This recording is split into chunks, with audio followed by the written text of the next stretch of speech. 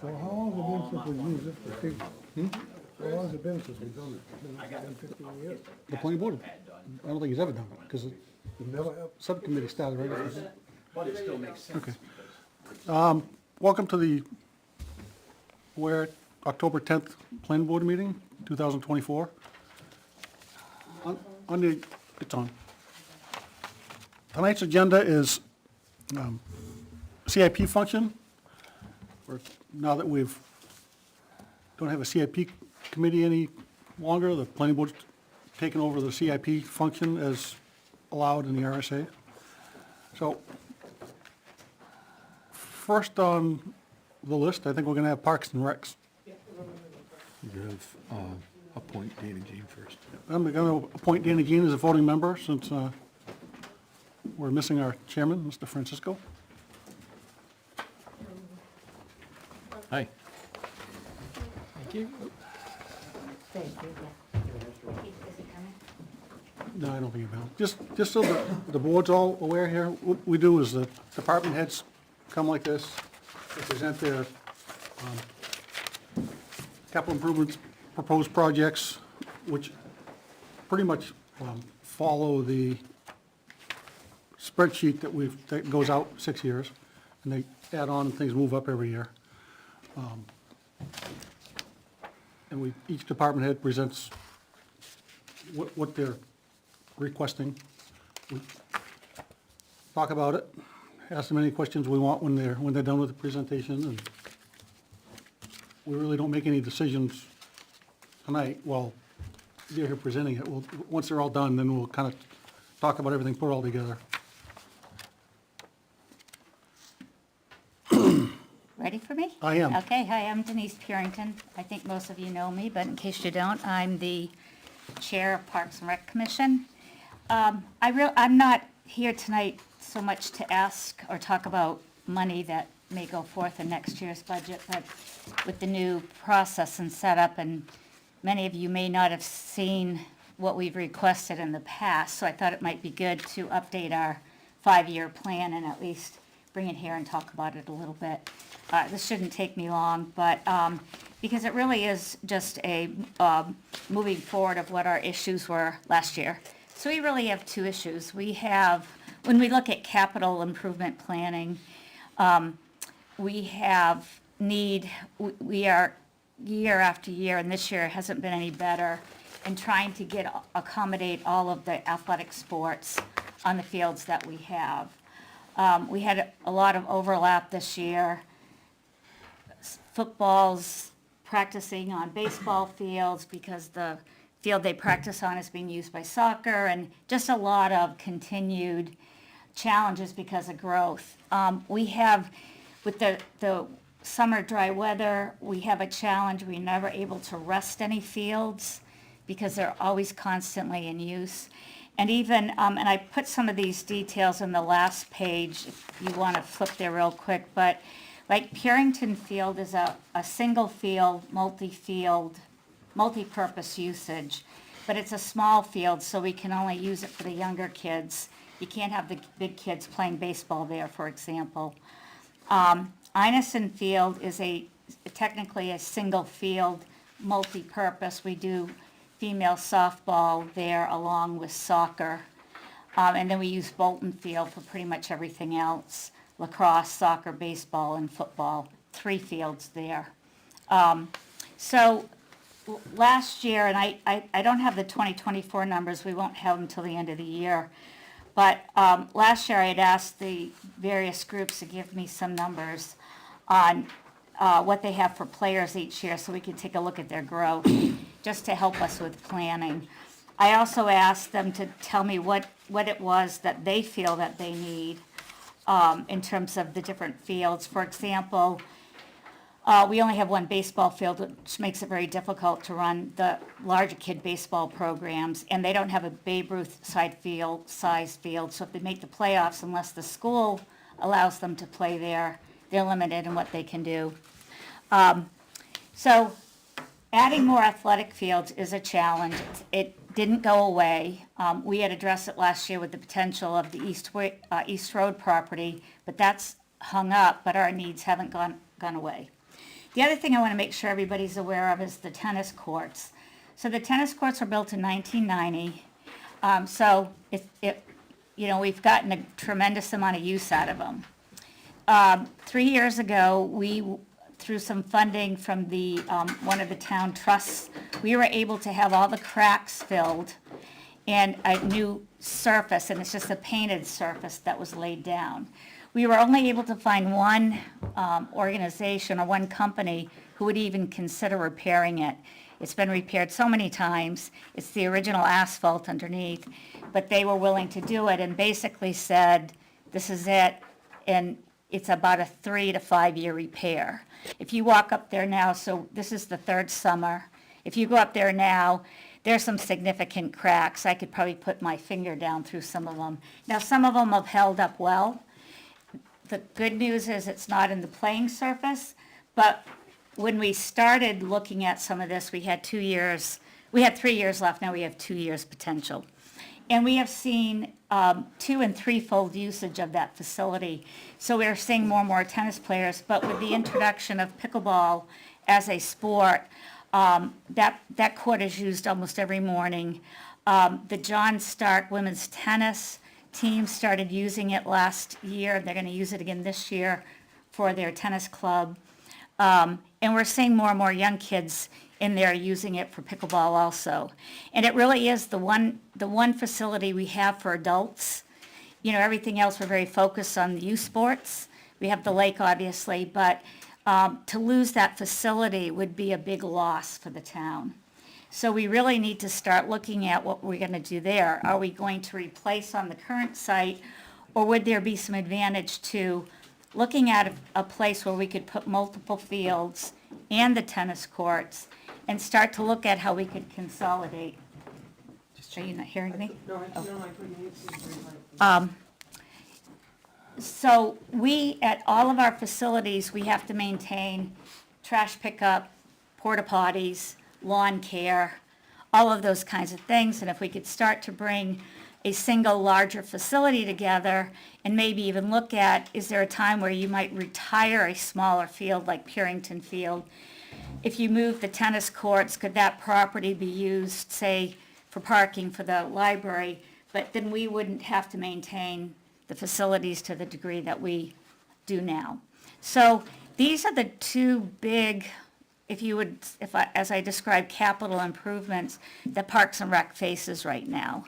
Our challenge is really where to go with that. So last year we talked about, we had contacted an engineering group to come in and help us look at the East Road property. How many fields could we get in there? What types of fields? But with all that happened with that never went forward. The commission did not put forward, you'll see there's no money request in here. I'm really here more to help educate you and maybe get some guidance. Where do we go from here? Do we look at existing property, much of which is in conservation? Do we look at purchasing property? But I think before we were to do much of that, should we have some kind of study done by an outside group to say, what our town's doing today and what are our options? Should everything be a grass field? Should we, more and more towns are putting one field in that's artificial turf so you can get more usage out of it. You don't have to rest it, things like that. So, I'm just really here to get maybe some opinions or just to plant some seeds for you to think about. Should we be looking to hire somebody to help us really look at the long-term plan for this, because it's going to creep up on us, and we're going to find ourselves either turning some of the kids away or their teams away, and possibly, if we don't do something soon, having to shut down the tennis courts for safety reasons. And that's where we were 3 years ago before we had it resurfaced. We were probably a year away from shutting it down. I can tell you, 3 years ago, the estimate to replace that tennis court on its current location was close to $1 million. By the time you tear everything down, take the asphalt out, put new asphalt, you know, the fences around it and everything, so it's not cheap. So anyways, that's really all I have for Parks and Rec. It was really more to educate you all on some of our challenges. We did have an opportunity to get somebody come up and take a look at the septic system at Chase Park, because we were concerned about that. That all checked out really well, so they think we're in good shape there, so I don't have any concerns right now about the facilities up there. You So I know, a few years ago when we dug it up, I mean, it looked brand new Yeah, then. yeah. Yeah. We've been having some problems with backup, but by taking a look at it, I think what we discovered is one side of the building, the pipes take a lot of curves and turns. That's the side that's always backing up, so it's not because it's not draining well, I think it's just the layout of the piping, so that was good news, because we were concerned. So that's all I have. I don't know if you have any questions or thoughts or guidance, or, Well, I've worked with you guys in the past as the CIP rep. I think the first hurdle you gotta get over, and you tried last year, and who knows if that's dead yet or not. yeah. Is try to identify a couple locations that don't have conservation easements on them that are town land. I don't know if the Felch Farm has conservation easement on it down by When the, is that? down by the DPW, the forest out there, because that's not, I don't think that's a conservation area, I think it's a town forest. And I don't know if there's limitations, because I know the ground down there, when you get out there, there's some flat spots out there too, isn't there? Yeah, so we did, just so everybody knows, we did, I don't remember if you were there, Salem, but we took the selectmen last year. We did a walkthrough of the whole Inison property. The problem there is you go beyond the current field, it goes all the way down to 114, but it's straight down Right. and it's very wet. So that kind of ruled that out for us a little bit. We have talked about Bolton, you know, is. Stuff too, I've looked at that too. Yeah. That's stuff too. Bolton, you know, Bolton continues to be a challenge. One of our challenges is people down there destructive behavior. So the DPW did all the roads up for us in the parking lot, and within 24 hours, somebody did donuts all in the lower parking lot. They tried to chisel their way into our irrigation building, and pretty much the door is gonna have to be rebuilt. But, so we just are challenged constantly, because it is so far off the road, it's so isolated. But that might just have to be the way it is, and we might have to look at more locking the gates at night and things like that. But, you know, we have talked about Bolton. Is there anything that could come out of conservation or be traded, or? So, I mean, I will try to do some more research. That's what I did last year, but pretty much came up against everything being conservation. I don't know that it really applies to like CIP, but there are 15 acres adjacent to Bolton that came up for sale yesterday. Say that again? There are 15 acres. There's that property at the corner of 114 and Oh, whatever I that road saw is. that. The So sign the house on came there. for sale, and the 15 acres Okay. around it came up for sale. 205 for 15 acres is what was asking. So that would involve like a fundraiser in some kind of short term, more than I think. The problem with that is I think it's a challenging piece of land. Yeah, I don't know. So I'm the- just throwing that out there as like, So- it is for sale Right, right so now. here's where the challenge is, and it's like the cart before the horse. I feel like we should be looking at getting somebody who does this to say, if you were to find a piece of land, is it 7 acres we need, 10 acres we need, 15 acres we need, if we're gonna lay out what we have based on our volumes? And so I'm hesitant to even look to purchase a piece of land, because I don't know, you know, if what we purchased, when we looked at the East Road piece, we had looked at how many fields could be laid out there, but we also had an engineering study to go with it. But that wasn't a piece of property we had to go buy. It already was town-owned. So if we do go to look to buy a piece of property, it's just challenging unless we really go higher than we think. But again, do you need some kind of engineering firm or group to say, hey, this isn't great land laid out to put fields in, or this would be perfect. And I think that's where, you know, our challenge really is. We had put forth money last year to do that study, and we withdrew it because there was so much controversy. I didn't bring it back this year because it's a new group of players and really wanted to hear what you had to say. And maybe it's not this year that we do it, but I do think if we don't start addressing this soon, we're gonna run out of time. You know, so I have people emailing me a lot about properties that might be coming up for sale. The challenge really is it the right property? Yeah, And that's the biggest challenge. it's anecdotal, because we talked about it last year, of like the small property, I'm sorry, of the small properties everywhere, like just being a challenge. And I've seen it, like, traveling for soccer this year in other communities, when everything's in one spot and like our two little boys can run off to the playground and they're like in the same Yep. property versus the one last week was like up on a hill that I don't know, used to be a Right. dump or something. There's nothing else there. And I would agree with you It'll be because awesome. I spend a lot of time at athletic complexes because my grandkids, and they're older now and they're playing in the school systems. And you're right, these consolidated facilities, even Warner, you go over to their town property, they have one set of bathrooms that Yes. cover the whole facility. The skateboard park's there, the pickleball tennis is there, baseball's there, soccer's there, everything's there. And they have a gate that they can lock it, you know, and so there is some advantage. And you may not do it all at once. It may be you get the property and you put a field in every year or whatever. But it's the plan, you know, it's really looking at when does the town aware fund a plan to say, what would it look like? How much land would we need? And how many years would it take to get us to the end game? Because you don't have to do it all in 1 year. It's not like we don't have anything, but we are running out of time on the tennis court. I can tell you, every spring we hold our breath and hope the surface will be, the playing surface won't be. Didn't kill it more. Right.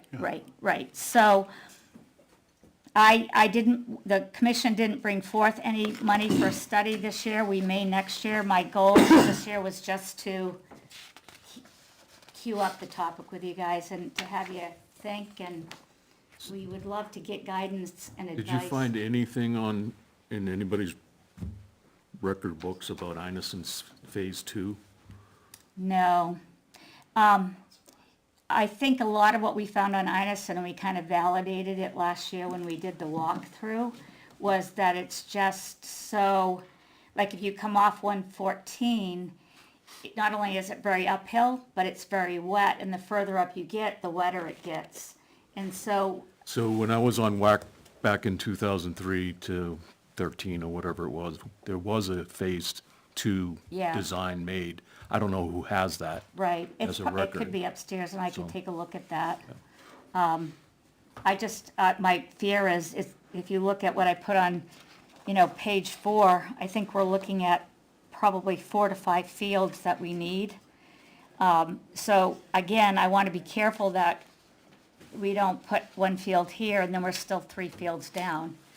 And that's the challenge. I want to make sure we do the right thing. Did you have any comparison of rebuilding the tennis court in place? Yeah. Cost as opposed to putting So I did a talk, piecemeal and putting a tennis court somewhere so I else? did talk to somebody last year who does this. And it's, it's, in some ways, if you start new somewhere else, provided that your land is pretty level, at the existing location, you gotta take fencing down, you gotta grind up all that asphalt, you probably gotta move it out, and then relay it out. Yeah, yeah. And then the question is it really, can you make a bigger footprint if you put it somewhere for the similar cost? So it was kind of a catch-22 when I talked to them. If you have the right property, it's probably cheaper to start from scratch. If you don't have the right property, the one thing about where it is now, it's all level. Sure, So it depends what you do. yeah, and just I'm spitballing here, Yeah. obviously.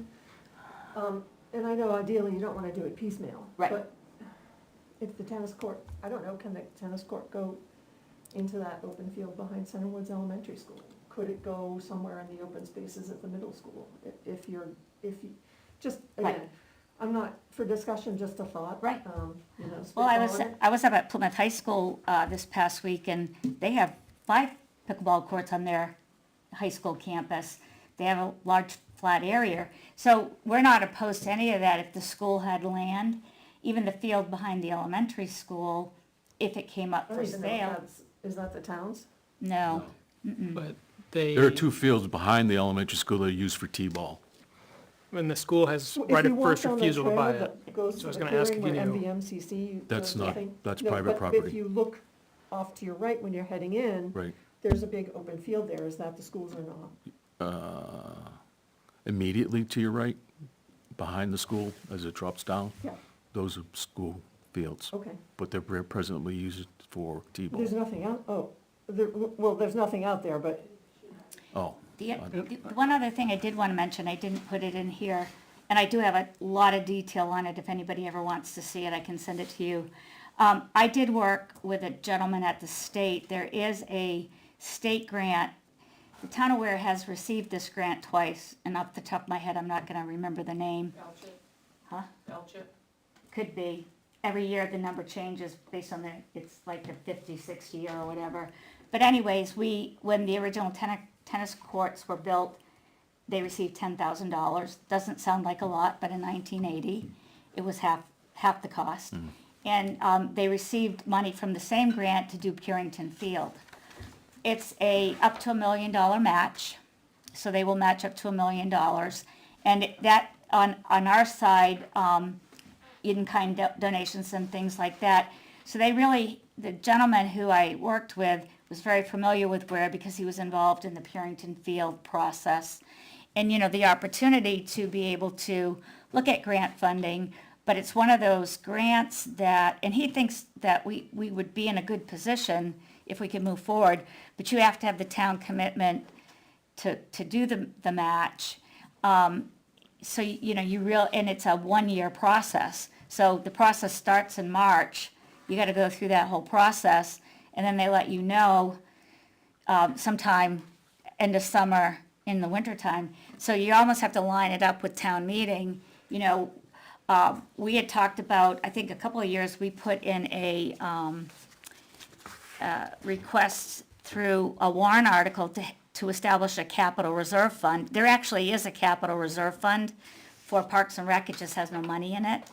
But, is there a point in time, similar to what we do sometimes with fire engines and other vehicles, do you start looking at some funding in the capital reserve fund that then you could go forward with some of these grants North on High Street, toward And- Flanders Memorial. and start to be able to apply for a grant like that, but you need a plan, and you need a piece of property, and so there's a whole lot of things that we can do, and I do think we would be, if the grant continues, and it has been around for 40, 50 years, I think we'd be in a good position.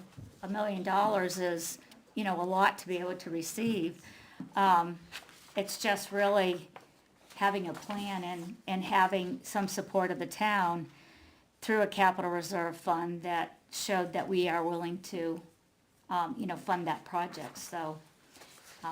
So I don't know that we'll be in a position to do anything for the warrant article this year unless you come back and said, maybe we should go forward with a warrant article to fund a study or to help us at least lay out a plan, so if land came up, we'd know what to look for, but. What was that study last year, do you remember? The engineering company that I reached out to initially last year said 35 to 40,000. I think we had put in 75 and then dropped it down to 35. I'd have to get a new, I'd probably feel comfortable being closer to 50. There were 3 different companies that I had reached out to. One actually got back with a proposal to come out and take a look at. They were actually going to take a look at that property and say, how many fields could you get? What would it cost? Could you move the tennis courts? What would it cost? So it was really a study of, based on what your needs are, what would you be looking at for acreage and type of land?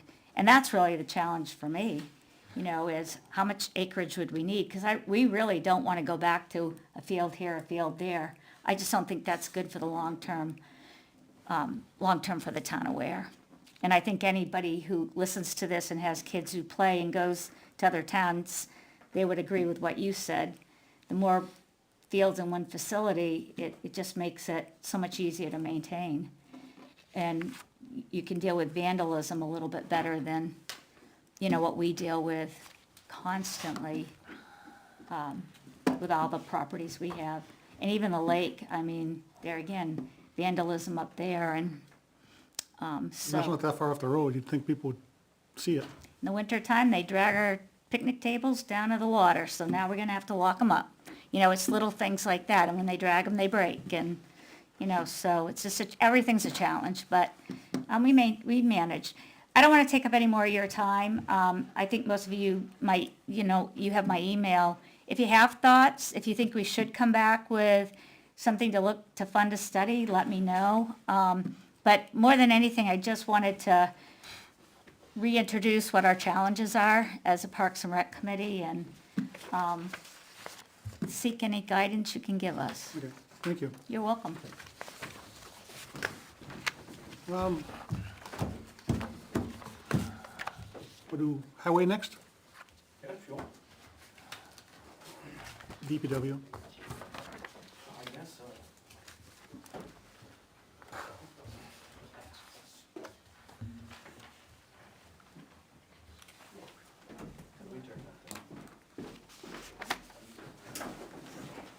He's got the experience. See what I can do. You're the best.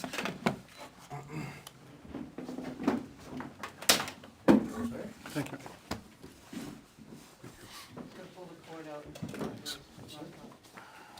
Thank you. Is it using that one or this one?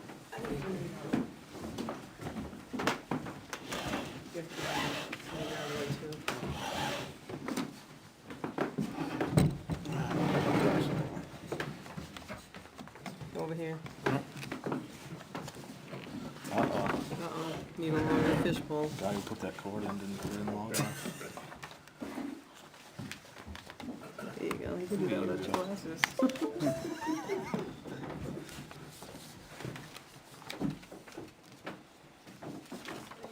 Do you consider the career an IT? No.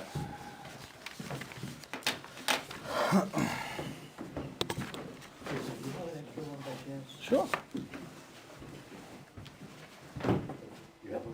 Oh, yeah.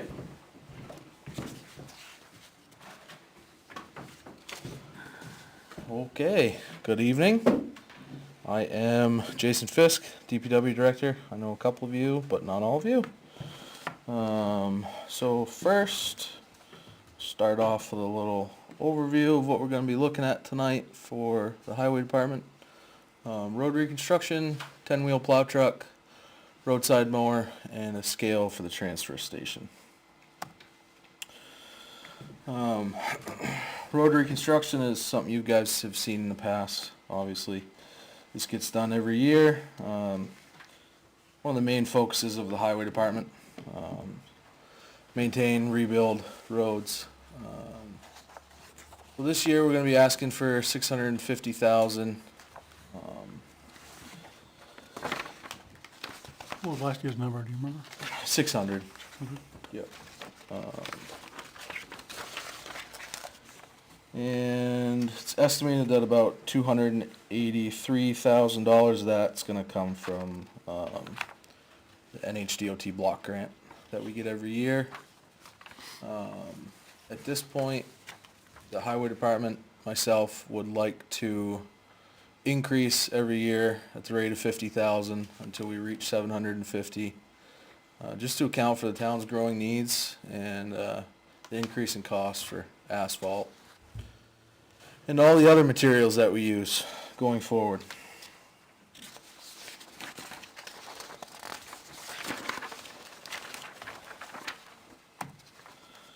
And there's just a couple examples. Here's first one's a road that's a very good candidate for reclamation. Some flooding that we had here last fall. Some repairs need to be done there. And this is actually Abbey Drive up on Mountain Road that just got top coated this year, so that road's finished as of right now. A couple years ago, you guys started I don't know if experimenting's the right word, but you're trying out chip sealing? Yep, How's that been working? good. We did, I think 2 miles of it this year. So, it extends the road life at least 8 years. It obviously helps with this number too, because it's Yeah. less than repaving the whole road. Yep, yeah, definitely keep the water out of any cracks that are formed. This road is obviously, too far gone, but Yeah, that one's, any good candidates maybe might have a crack at the seam here in the center, and they go through and crack seal that, and then they come back over with the emulsion and the chip stone, and really puts a nice wear course on top of the road. Any questions on that?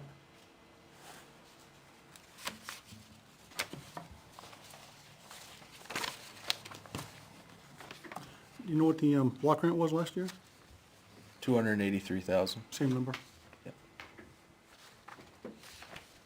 Well, I'm sorry, I said no, but, so how did you come to the 50,000 increase over the 3 years? Just based on the town's growing needs and the increasing costs on stuff. I've seen library's been trying to get their parking lot paved for a few years now. That is technically, I guess, a town road. So that's gonna be an added cost on us. If we can ever get the extra money to do that, we will. Unfortunately, that's not really a main focus when there's other roads across town that need attention. So the extra funding is gonna allow us to increase the work we can do around town, as well as accommodate for those increasing costs.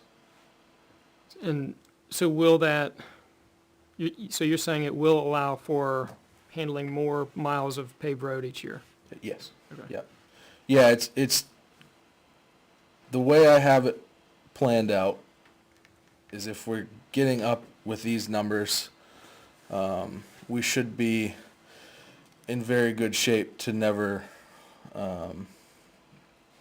go ahead and take out such a large road bond ever again.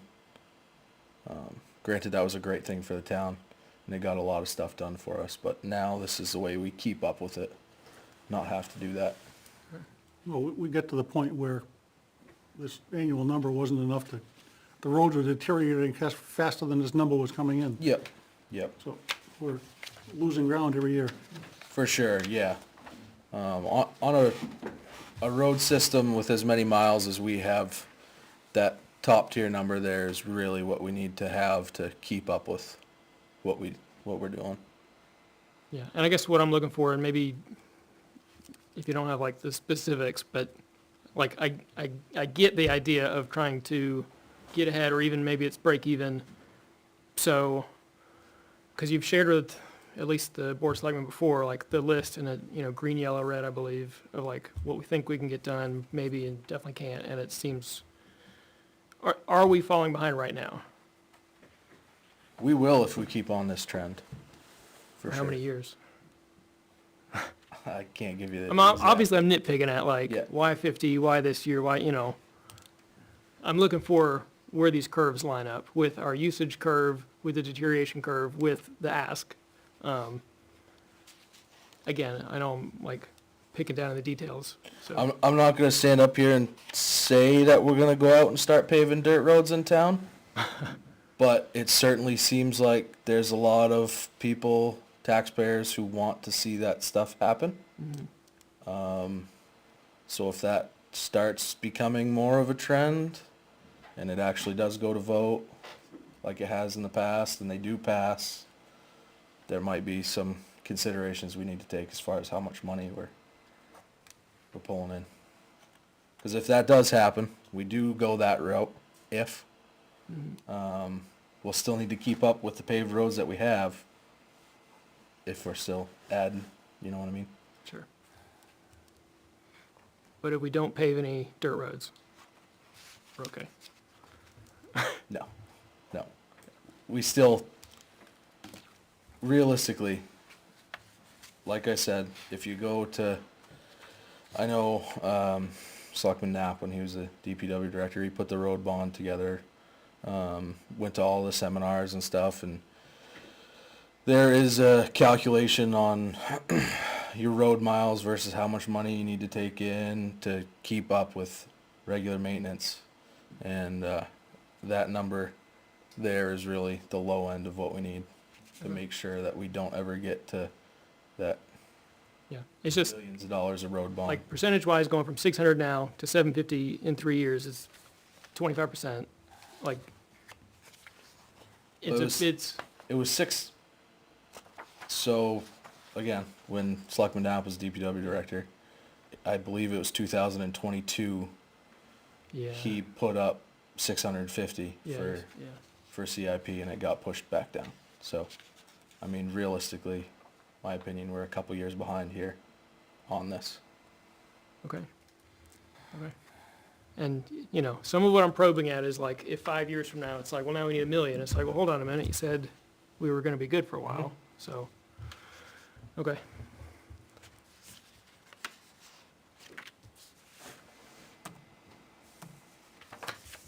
Okay, 10-wheeler.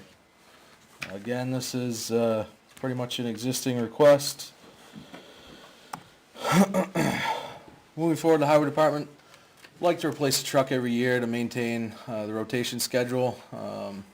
Again, something you guys and residents of town, I would like them to keep in mind. Takes us at least a year after the town vote to get a truck. So this means we often have to make the truck we're trading in withstand one more winter. And they get pushed pretty hard. So sometimes that last winter on a truck is pretty tough. So you'll see here, couple years, there's an increase of 5,000 each year till we get up to 2029. Really hard to say where we're gonna get when we start getting up in this area. Typically prices don't go down. We saw that in 2020 when price went from, 260 and jumped way up to about 275. So hope that stuff doesn't happen again, but this year of 2025 we're gonna ask 280. It's a pretty good number for last year. It's about 110,000 for body and plows.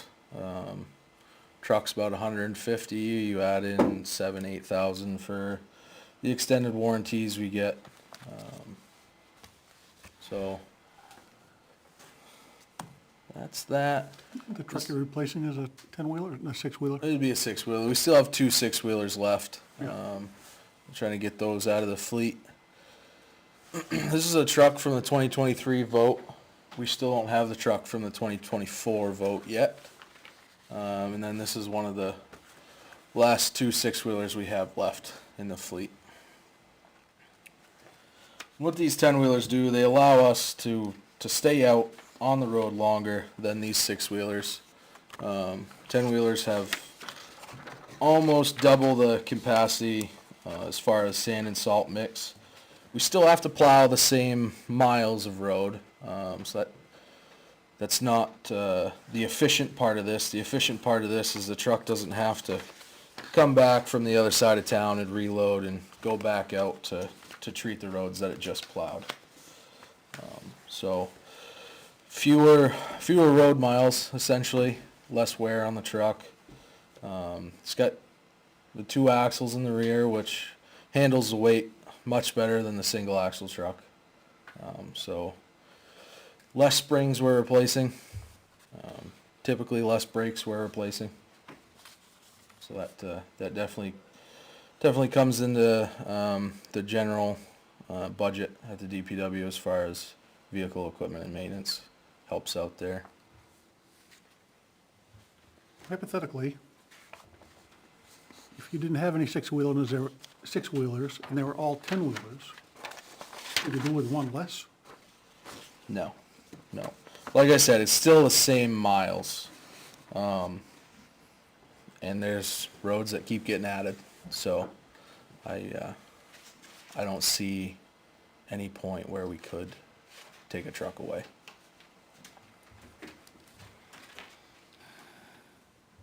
So what was the ask last year? Also 280? Okay, and how much did the actual cost end up being? It was just right under, I think it was like 278. Okay. And there's no equipment from the old truck to be salvaged, it's all gone. No, when these are junk, they're pretty well junk. I mean, we were getting like $2,500 for a trade-in on one of these, and you know, the plows cost $8,000. So you're you're not even getting back in trade-in enough to buy a brand new plow for a truck, unfortunately. The past couple years, we've been getting better as far as numbers on trade-ins, but you know, most of the time your trip edges on your plows, the springs are worn out, they need to be rebuilt. The wings on these two particular candidates are, you know, 15 plus years old. They've seen a lot of miles. How old are those two trucks? I believe T8 is an 06, T7 is an 07, I believe. It's flip-flopped one way or the other. So they have definitely outlived their lifespan. You can get 15, 16 years out of a truck? It's it depends on how much money you want to put into it, but yeah. The T7 is the mate to this one, six-wheeler. That did have a regular mild steel body on it. We traded in another truck a couple years back, and we swapped a stainless body on it for that truck to extend the life of T7 that much more.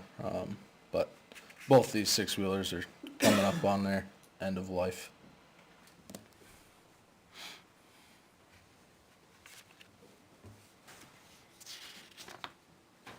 Anybody else?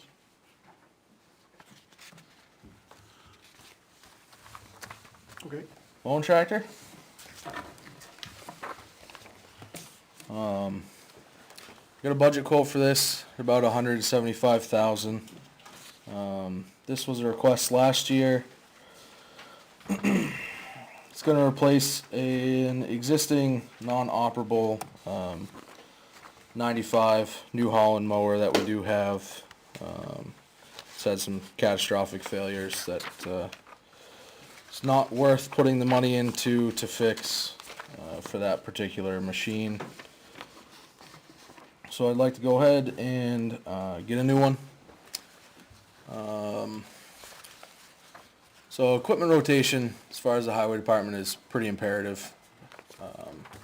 Not only do our trucks see a lot of use, all the equipment we have does see a lot of use as well. The next major thing that would be coming up soon would be an excavator, but that particular piece of equipment is about 20 years old now, so that's due.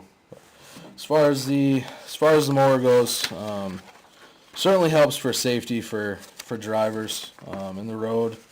All the vegetation that sticks out, it's definitely a problem. Pedestrians as well. If they're walking out in the middle of the road while a car's going by because there's brush in the road and somebody gets hit, that's a problem. Kind of myself have seen the impacts of not having a mower this year. Guys have been out a lot more with the chipper. There is a lot of vegetation that does need to get cut back. We did rent a mini excavator with a mower on it. I was gonna see if that was something that could be dual purpose for us. Not only used as a mower, but we could use it for small excavation projects across town. It's just not as efficient as what a mower can do, an actual tractor. We can get about twice as much done in the same amount of time with one of these tractors as we could with the excavator. So here's an example of what one might look like. Kind of a brush hog style mower on it with an arm that reaches out. It gets all your shoulders. It can trim tree branches up high, out vertical. So it's plenty of equipment to make sure that we can get the whole town taken care of. It wasn't that long ago when we had to rent the mower for a couple of months a year to do this? Yeah, it's about $13,000 a month to rent it. And what do we have to do, 2 months, 3 months to cover everything? The line in the budget only allowed for a month. But that didn't do what it needed to do in the month. No, we hired it out as well instead of just renting it. We got about 8 miles done for that amount of money. So road system's about 100 miles. It's pretty tough to take care of the whole town with 8 miles You at a know, to do 8 time. miles at a time, Yeah. right. So long-term, buying and owning a mowing tractor for the town is gonna be more efficient. How many miles do you think you get done a season with this? It's my opinion that we can get half the town done a year. And if that's not casually, but, you know, a couple days a week in the summertime going to do it. If we stuck somebody in there consistently, I'd see no problem getting, 75% at least. So you don't plan on mowing all the town roads each year? I wouldn't say each year. I mean, most of them you can do every other. Yeah? If you leave them any more than 2 years, 3 years, then you really start to get the woody growth rather than just the grass on the side of the road. So that would be the goal, is to at least get to them every other year. Now, the state must do all the state roads each year, right?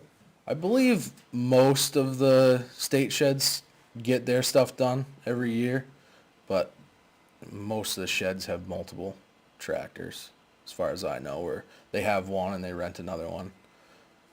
Do you ever look at using a skid steer?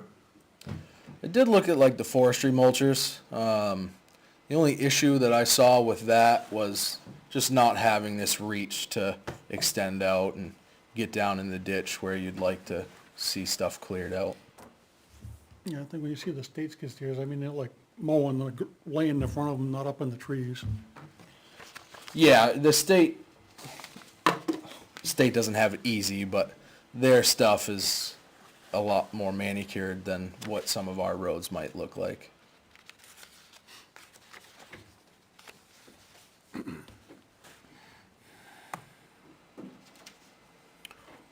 Scale for the transfer station.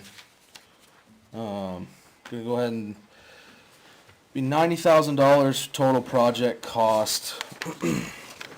I'd like to take half of that money from the transfer station recyclable special revenue fund. That was a fund that was established, I believe, in 22.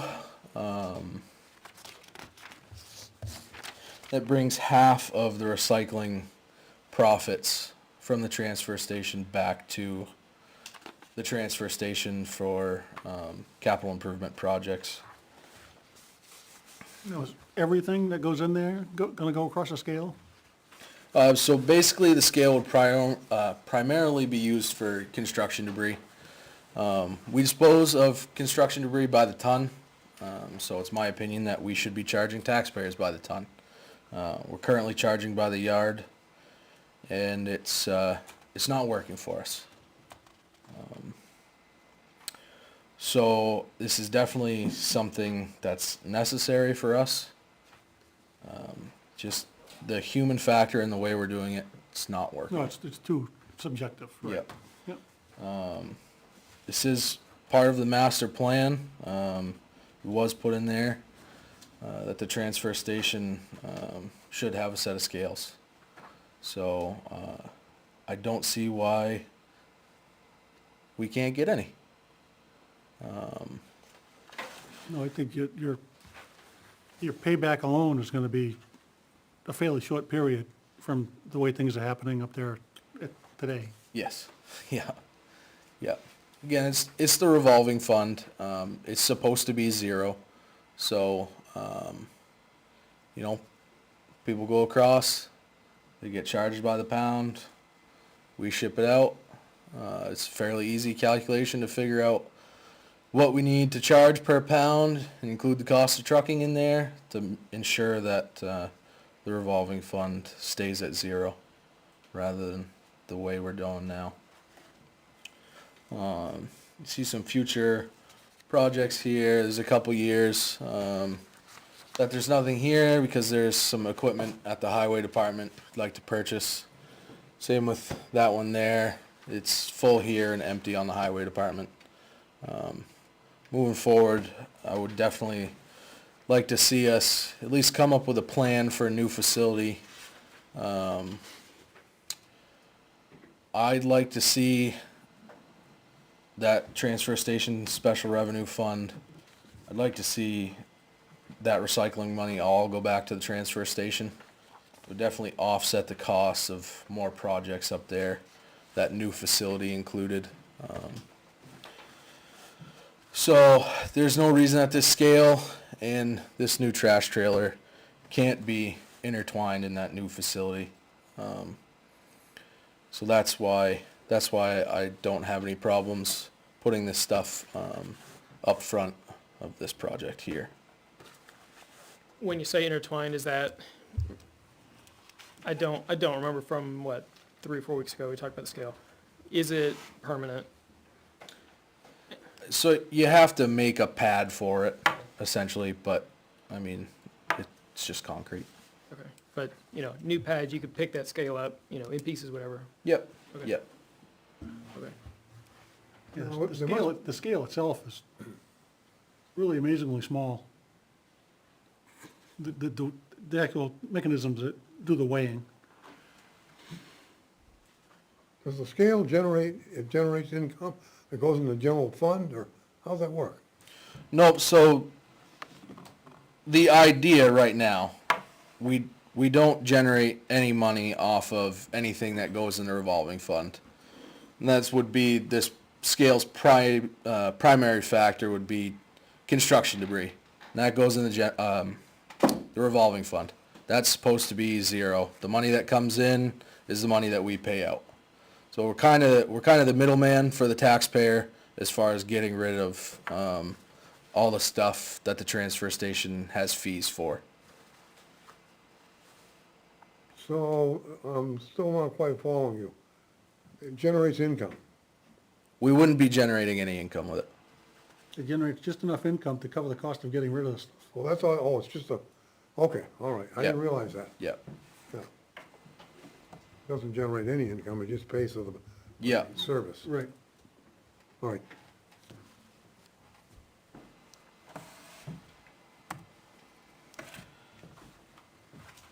Examples of drive-on scale for you guys. That one's a little larger than what we would probably need. But Salem, you can see just a concrete pad that this scale kind of sits on. We did end up getting this. It would obviously behoove us to think of a plan on future endeavors at the transfer station, so we might be able to place that more strategically. Do you have enough money in there to install it also? Yep, yeah, that 90,000 is the total cost of the project. Is, if any of you guys are interested, on a H2O at the industrial park, they put a scale in there last year. So, I mean, I'm sure they wouldn't mind if you pulled in there, just take a look at it, so you'd have some idea what was entailed with the scale. Any questions on anything? Road maintenance, plow truck, roadside mower, scale?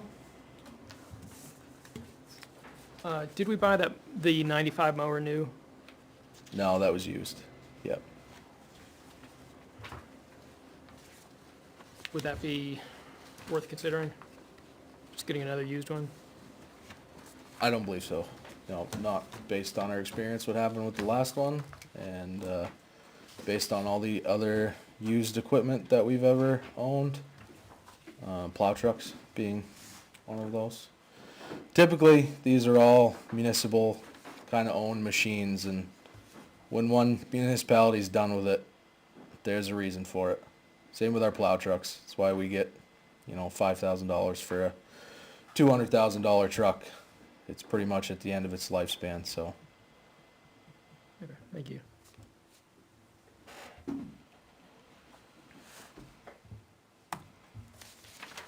My email, if anybody's got any more questions that you can think of, feel free to shoot them over, I'll get back to you. Thank you, Jason. Thank you.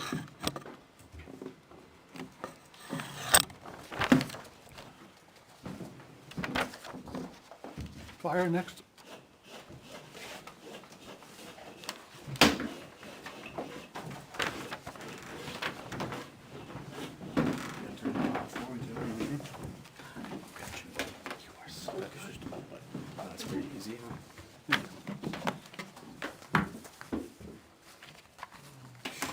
That's why they pay you the big bucks.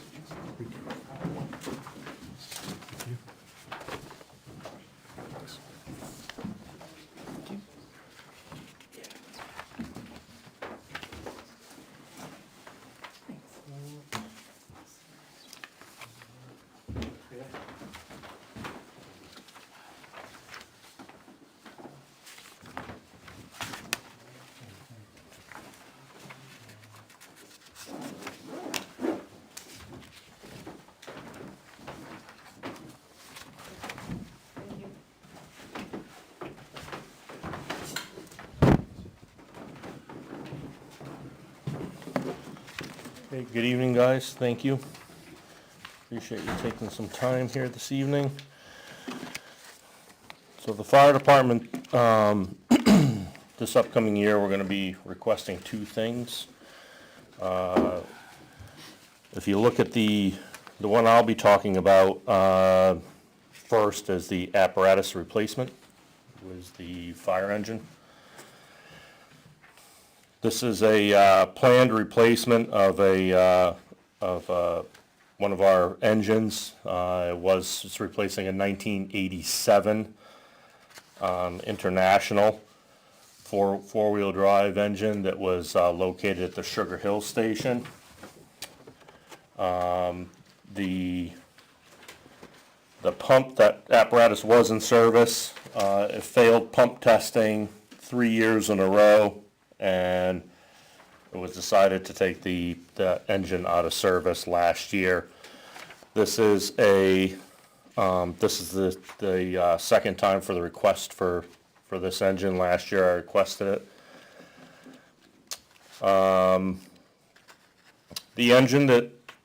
The new engine would be larger capacity in water and pump capacity. So, which is huge for us around town, because the lack of water that we have around town. And it would definitely be a safer vehicle, less maintenance, and just newer upgrade as far as safety concerns, considering the other one was a 1987 engine.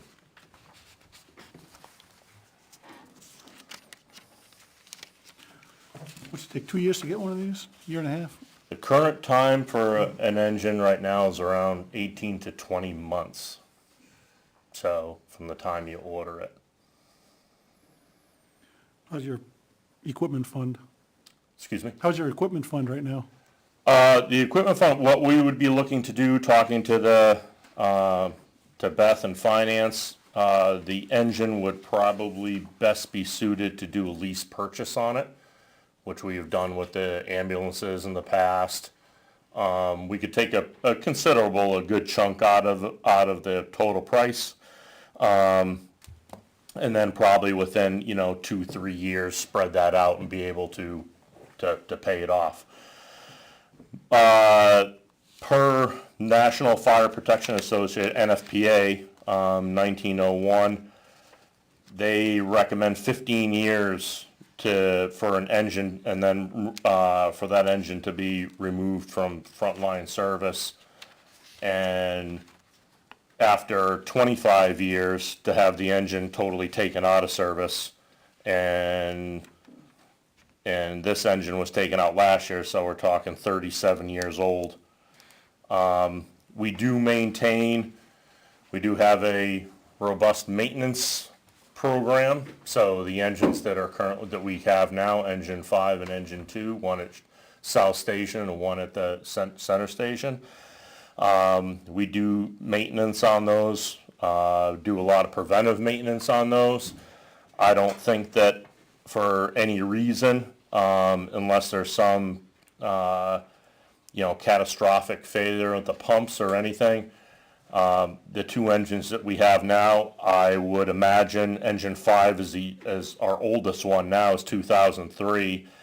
I would imagine that one would definitely go 30 years. We could push the 30-year envelope on those for a piece of equipment. So this engine that I'm asking for now, once it got delivered, it would be 30 years before that got replaced. So I'm assuming this engine will go in the central fire station. Correct. This engine would go into the central fire station. Engine 2 would go back up to back out to South. And engine 5, the oldest engine, that would come back to Center Station as a reserve engine, as a reserve piece in case we had some type of problems with the other engines that we had to take them out of service. That actually happened this year, was it this year? Last year. We had engine 2, which is our new engine, that's a 2012, that had an accident at a fire scene, and the engine was out of service for, a couple of months. That was out of service, so the town was protected by one engine. Now, 10 years ago, Ware had 5 engines in town. We've been systematically getting rid of them and cutting our fleet down as we see necessary.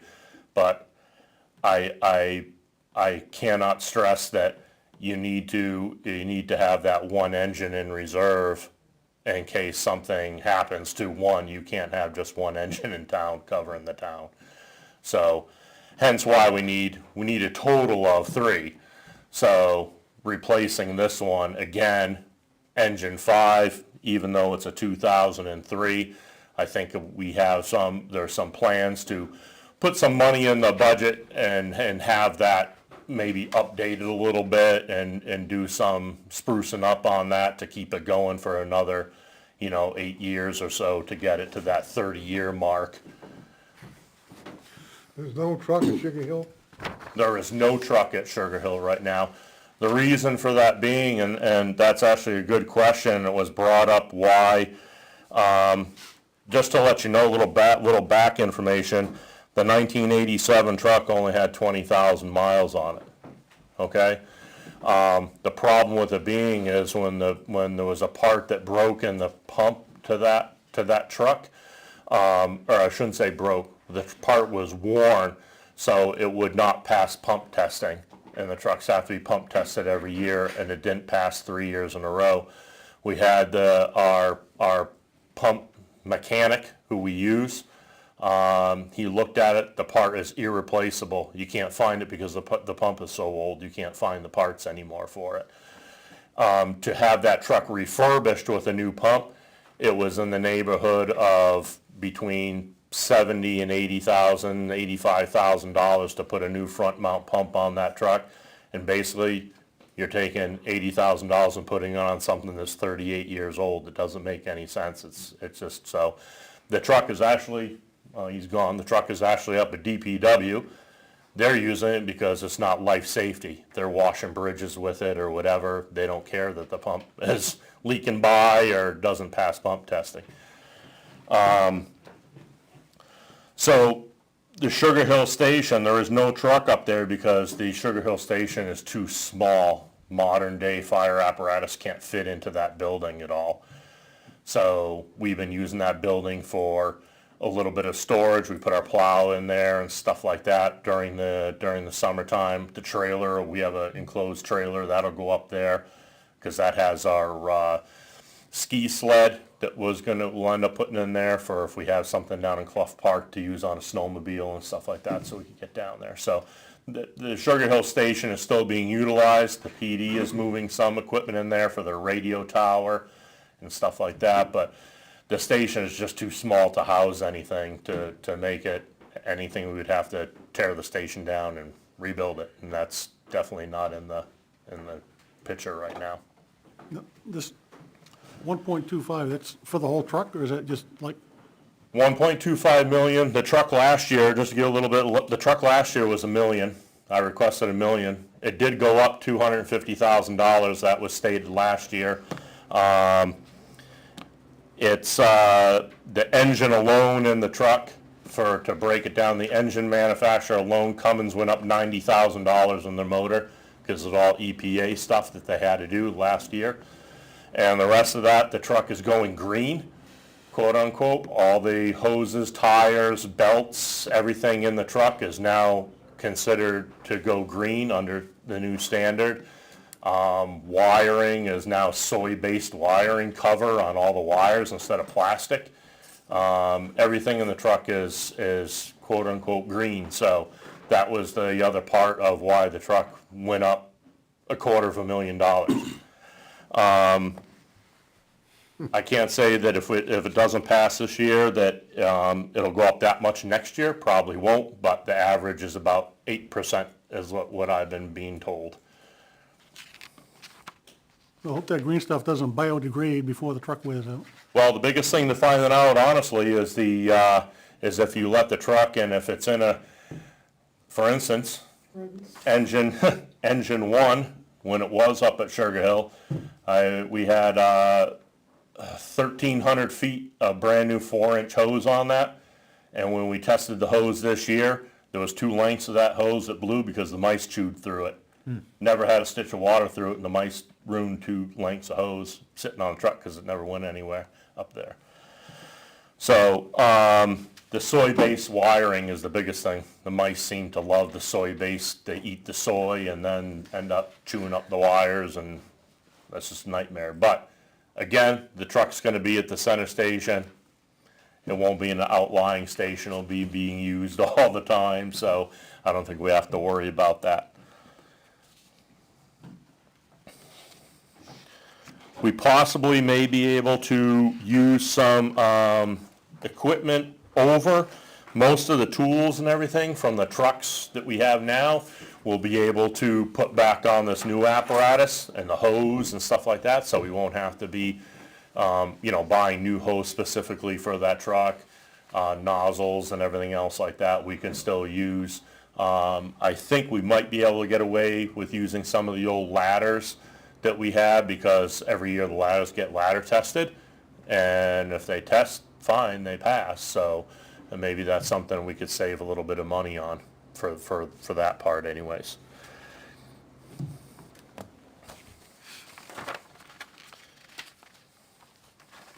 Any other questions?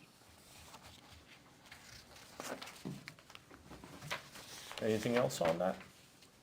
Questions, comments, concerns? How's this affect our insurance rating? Well, after ISO, we have a insurance rating of 9 right now, which is the lowest you could get. I don't think that that's going to affect where we are on our insurance rating.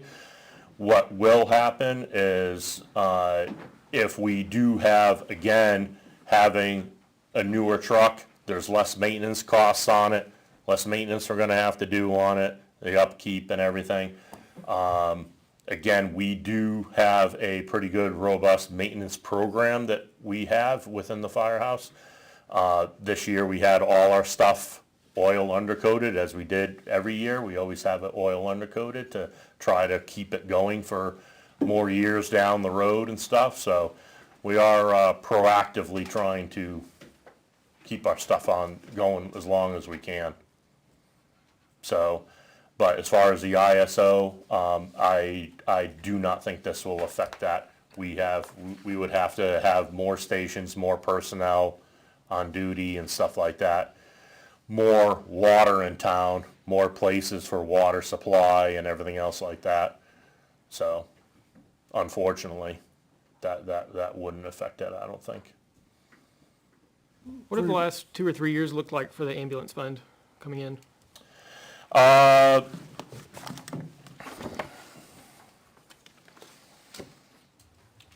last couple of years,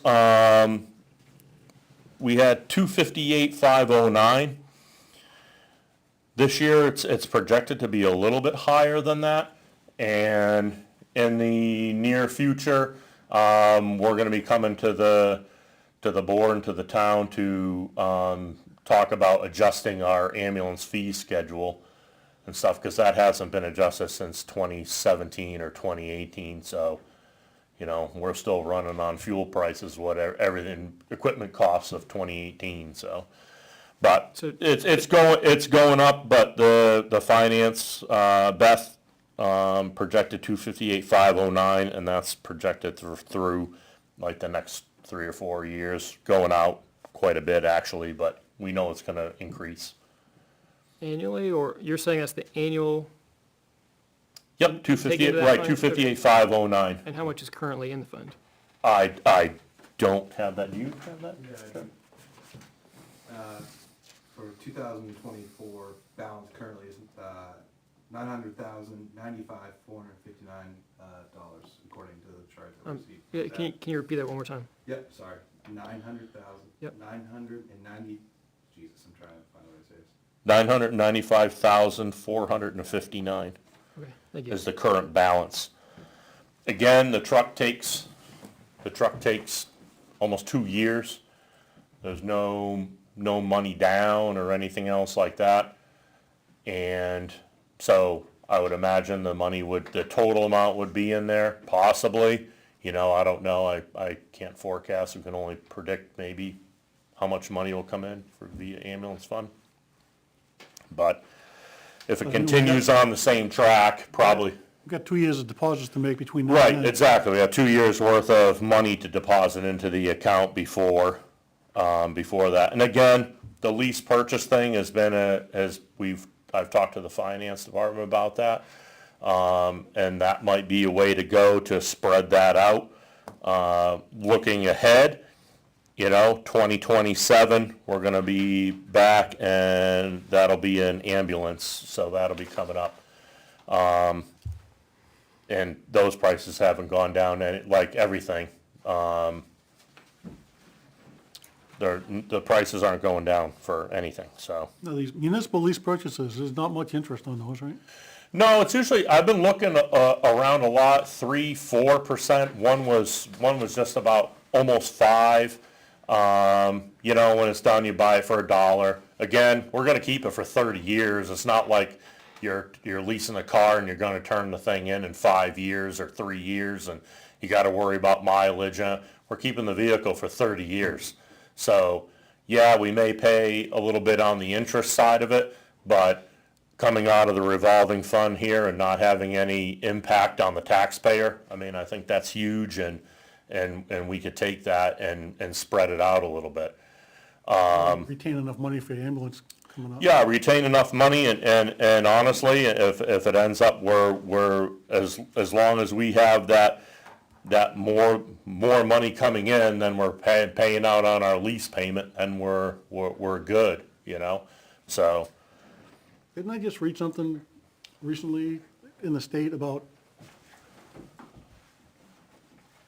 the ambulance fees across the state or something, or wasn't this? There's studies out there now that the state's trying to do for ambulance, to see about ambulance billing and stuff like that, yep. I mean, I think they just passed a law, or there's one before coming up, that to ensure that all the ambulance fees go to the provider and not the service provider, as opposed to Yeah, I'm not, I can't, I guess I can't, and I've seen that happen too. Yes, the money goes to the insured and then they don't pay you. Right, right. So if that law's out there, I'm not aware of that, but Yeah, I heard something about- it's kind that of would a- definitely be, more for us. I mean, we do have a pretty aggressive billing, system through Comstar, which that service costs, probably around $15,000 a year for us to have them do the billing for us in collections. We do write off certain amounts of money, and there is a way for people to apply if they do get an ambulance bill and they're under financial hardship. There is a way for them to apply, so that could be waived. So, and the town has that, and we've used that before. Is the ambulance fund generated by insurance? Correct, correct. So the money that comes in is only from the people who use the ambulance service. So if you don't use the ambulance service, you're not paying anything for it. If you use the ambulance service, then that money that your insurance company pays us goes into the fund, and that's what we use to buy equipment, so there's no impact to the taxpayer. What if I don't have insurance? If you don't have insurance, then the Comstar will let us know that, and they will either send you out a bill. And again, if you financially can't pay that bill, there is a process put in place that you just fill out a couple of simple forms, and then it goes to Beth, and we look at it, and it gets written off. And it just gets written off. You see a lot of that? Enough of it, yeah, Too much? yeah. Well, we've written off well over $100,000, so so it's a lot of money. But if people can't afford to pay it, or I mean, you can't afford to pay it, you can't. And if you have the proper, again, there's forms, you have to fill out, and you have to show proof of financial stuff. But if you can't afford to pay it, then we'll take care of you. We're gonna be there for you. It doesn't matter. What is the time frame for that 100K write-off? Oh, I don't have that in front of me. It was like right now. like year to That's already date or happened. last year, That's or- already happened. Sure, I'm just wondering, was that this year, was it last year, was it just sometime in the last few years? Well, it happens every year, I believe. And I think it was probably 6 months ago, maybe, in that ballpark. I mean, I could get you that information. I just don't have it in front of me to give you like an exact number on it And then- and when it was. Do you have the fund balance at the end of 2023? I do not right in front of me, no. The fund balance as of now is $995,459. Yep. Yeah, I just, you did make a request last year of $1 million. It came to the board, we did not put it on the warrant, and the reasoning then was, we would have to hope that there was enough money in the ambulance fund, by the time that came due.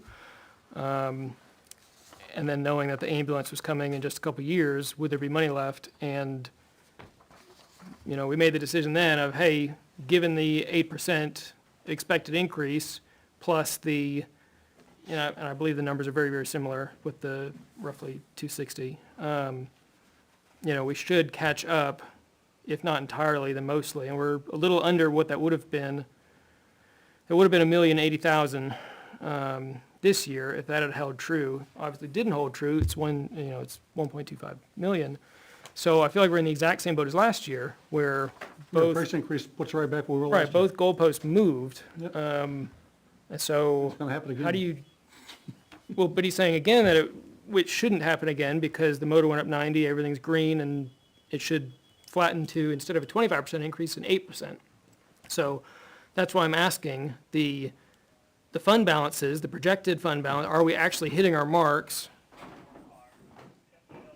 Because the logic last year still holds, and I find it hard to justify this year.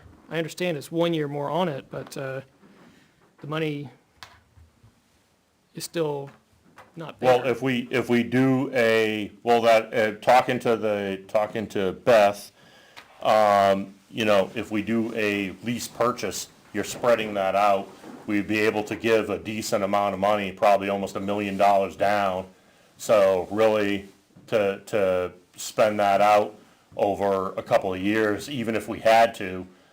I mean, I'm saying that it's 18 months, it could be 24 months before we see it. Right, but like you said, the lease payments will be chasing the ambulance fund. The lease payments will probably chasing into the ambulance fund, yes. Which I is- it's scary. I foresee pretty much almost everything that we buy from here on out is gonna be some type of lease purchase. There's not that, the fund can generate that, but not in a big chunk. In other words, you're gonna have to drag that out, and will the fund be able to pay for it? Absolutely. Will it, Well, will it, you will it? hope. Well, it's $9.95 now, and you have 2 years at $2.58. But that's the thing, it's projected, and that's the problem. That's what we had- happens if there that's is what a we state had- law that that's what says, we- hey, the towns It's can't above accept it that anymore? this year. 258 was last year. Beth is just running those numbers out. It's been increasing every year. It said projected through the end of this year was 258,509.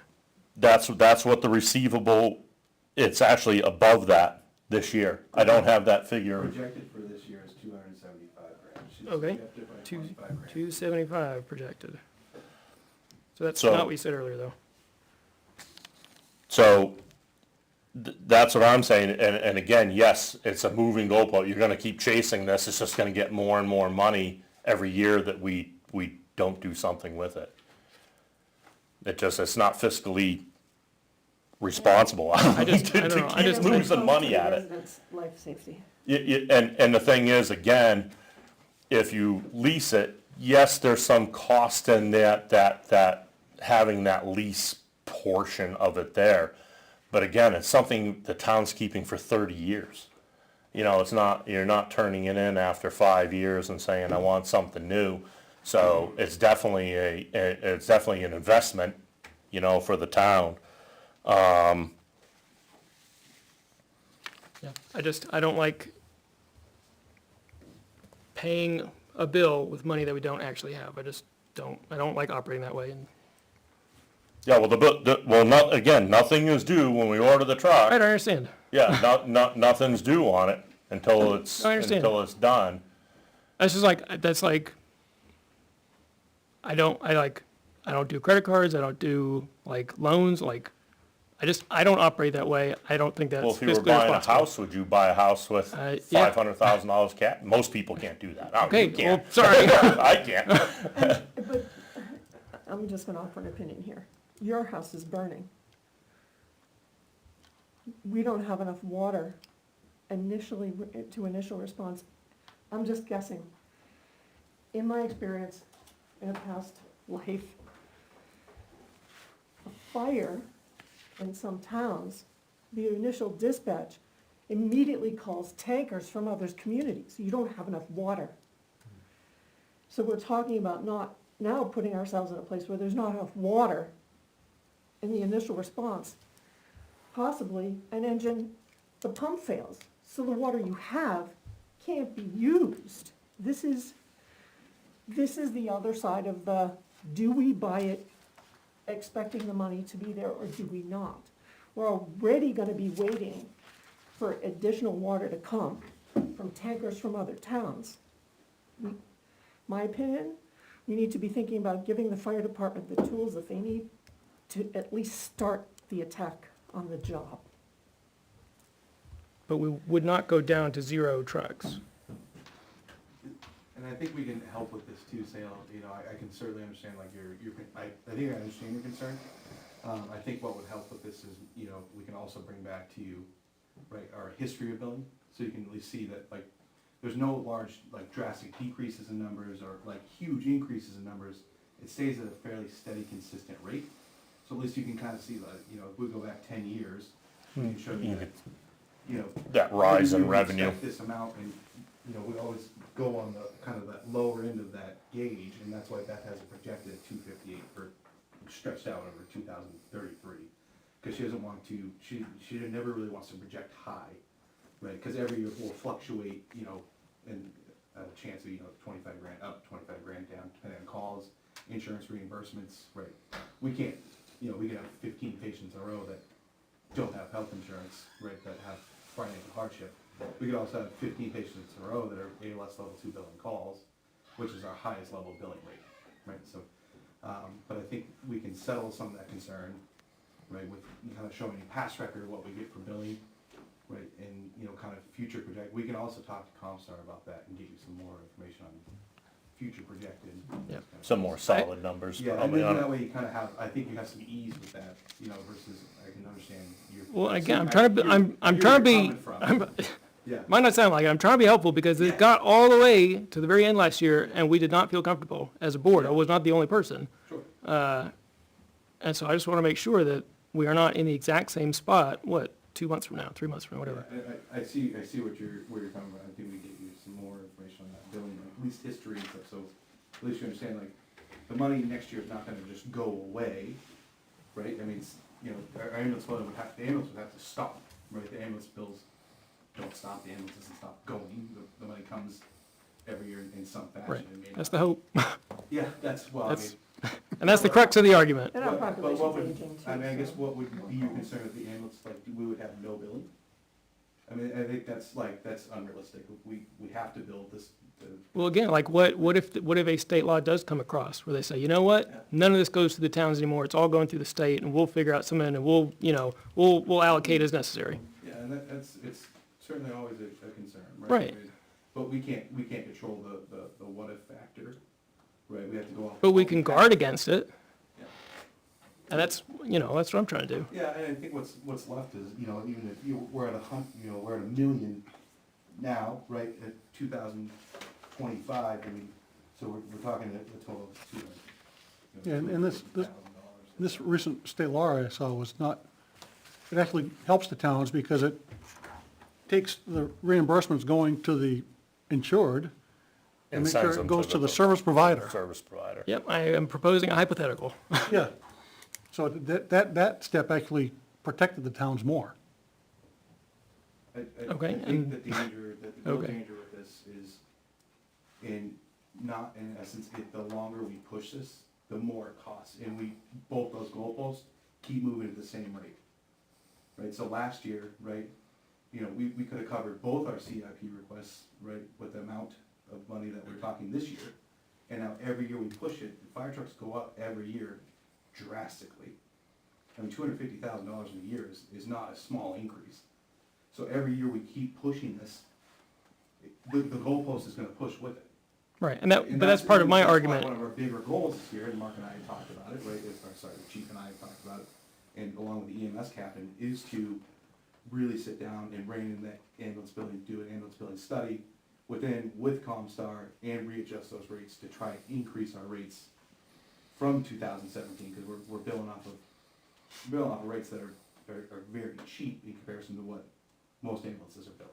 Yeah, I would just, because I don't have all the numbers in my head, I would just ask you to go and look at what was presented last year and what we were Yeah. told would happen this year Yeah. versus what actually happened this year. Okay. Because you may be able to come and say, hey, see, we told you so, and Yeah. if you had said last year, hey, this is gonna be another 250 grand, okay, you told us so. But if you had said last year, it's 8%, and then it's actually 25%, well now, what are we supposed to do with projections this year? Yeah, I think we definitely do that. Are you against leasing? I'm against spending money we don't have. Okay, so you're not against leasing. If the fund doesn't have the money, it makes me uncomfortable spending the money. Okay. So if you say, hey, we're gonna lease, but we're gonna leave the money in the fund because we get such a good rate, okay, that's one thing, if you could pay it off, whenever you feel like it. If you say, we don't have the money, but we're pretty sure we're gonna have the money, that's where I get uncomfortable. Okay. And again, I was not alone last year. Do you have a projected lease amount? I do not, because it all depends on what Beth felt comfortable was a good. Again, we have almost $1 million, we'll probably have over $1 million in it for this year. And then we have 2 years before the engine is delivered, or 18 months before it's delivered. So it's not, she wasn't sure how much money we would be you know, is like $1 million that we put down, and again, is it only the 250 that we lease out for lease payments for 250, to finish it off? That I don't know. I think that's gonna be up to the finance department to figure what they feel comfortable with that. But that 2-year waiting period from now till, what, 26 or 27, you're looking at a new ambulance in 27? Yep, an ambulance would So- be coming in ordering it in 27. And then still 2 years And, out. and that's, you're still talking, those ambulances are still at least a year and a half out to build. So everything really, you buy it, but yeah, you have the money, or like Salem was saying, you have your money or you don't have the money, but it's taking so long to build. It's not like before when you used to order a fire truck and within 8 months the thing was pulling into your driveway and you had to pay for it. Matter of fact, one of the chassis manufacturers that I was actually quoted out last year, I called this year to start getting updated pricing and everything else like that. And they're taking chassis orders for 2027. There's nothing available for 25, there's nothing available for 26, and they're starting on 2027.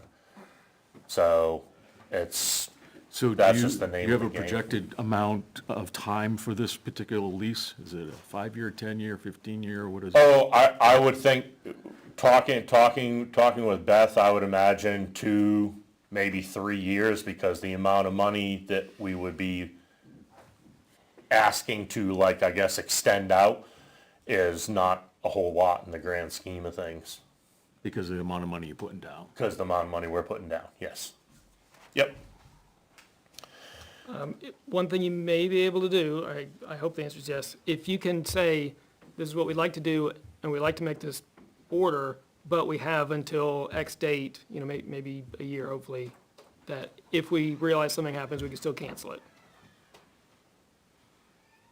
And I'm not asking for that right now, but that may be something else you could look into, like, Yeah, I mean, I could look into that. That's kind of hard when you order over $1 million piece of equipment that's made to your specifications.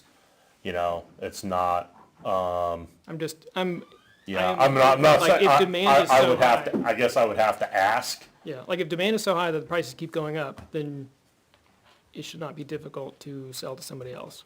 If they can't do that, then how are they honestly justifying the price increases? Well, they're justifying the price increases because the manufacturers are increasing all the prices of the equipment going Right, to because build people it, buy it at that price. to build it. And so if there's demand to meet that supply, then I'm just suggesting that, if they were to say, yep, no problem, we've got a waiting list, you're good through, call it 25, 26, then we can say, hey, we're gonna look at the ambulance fund a year from now and make sure it lines up with our projections. I can ask about that. I don't know if that would fly. I mean, I could certainly ask the vendors if I ordered a truck, would I be able to cancel it a year into the process? I don't know if that's possible or not. Maybe. I just think It's it's worth worth- asking to have that data point available. Yep, yep. I can certainly do that.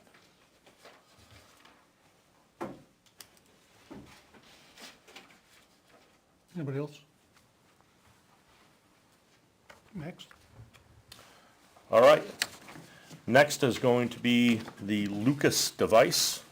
We're gonna have the Assistant Chief come up and talk about that.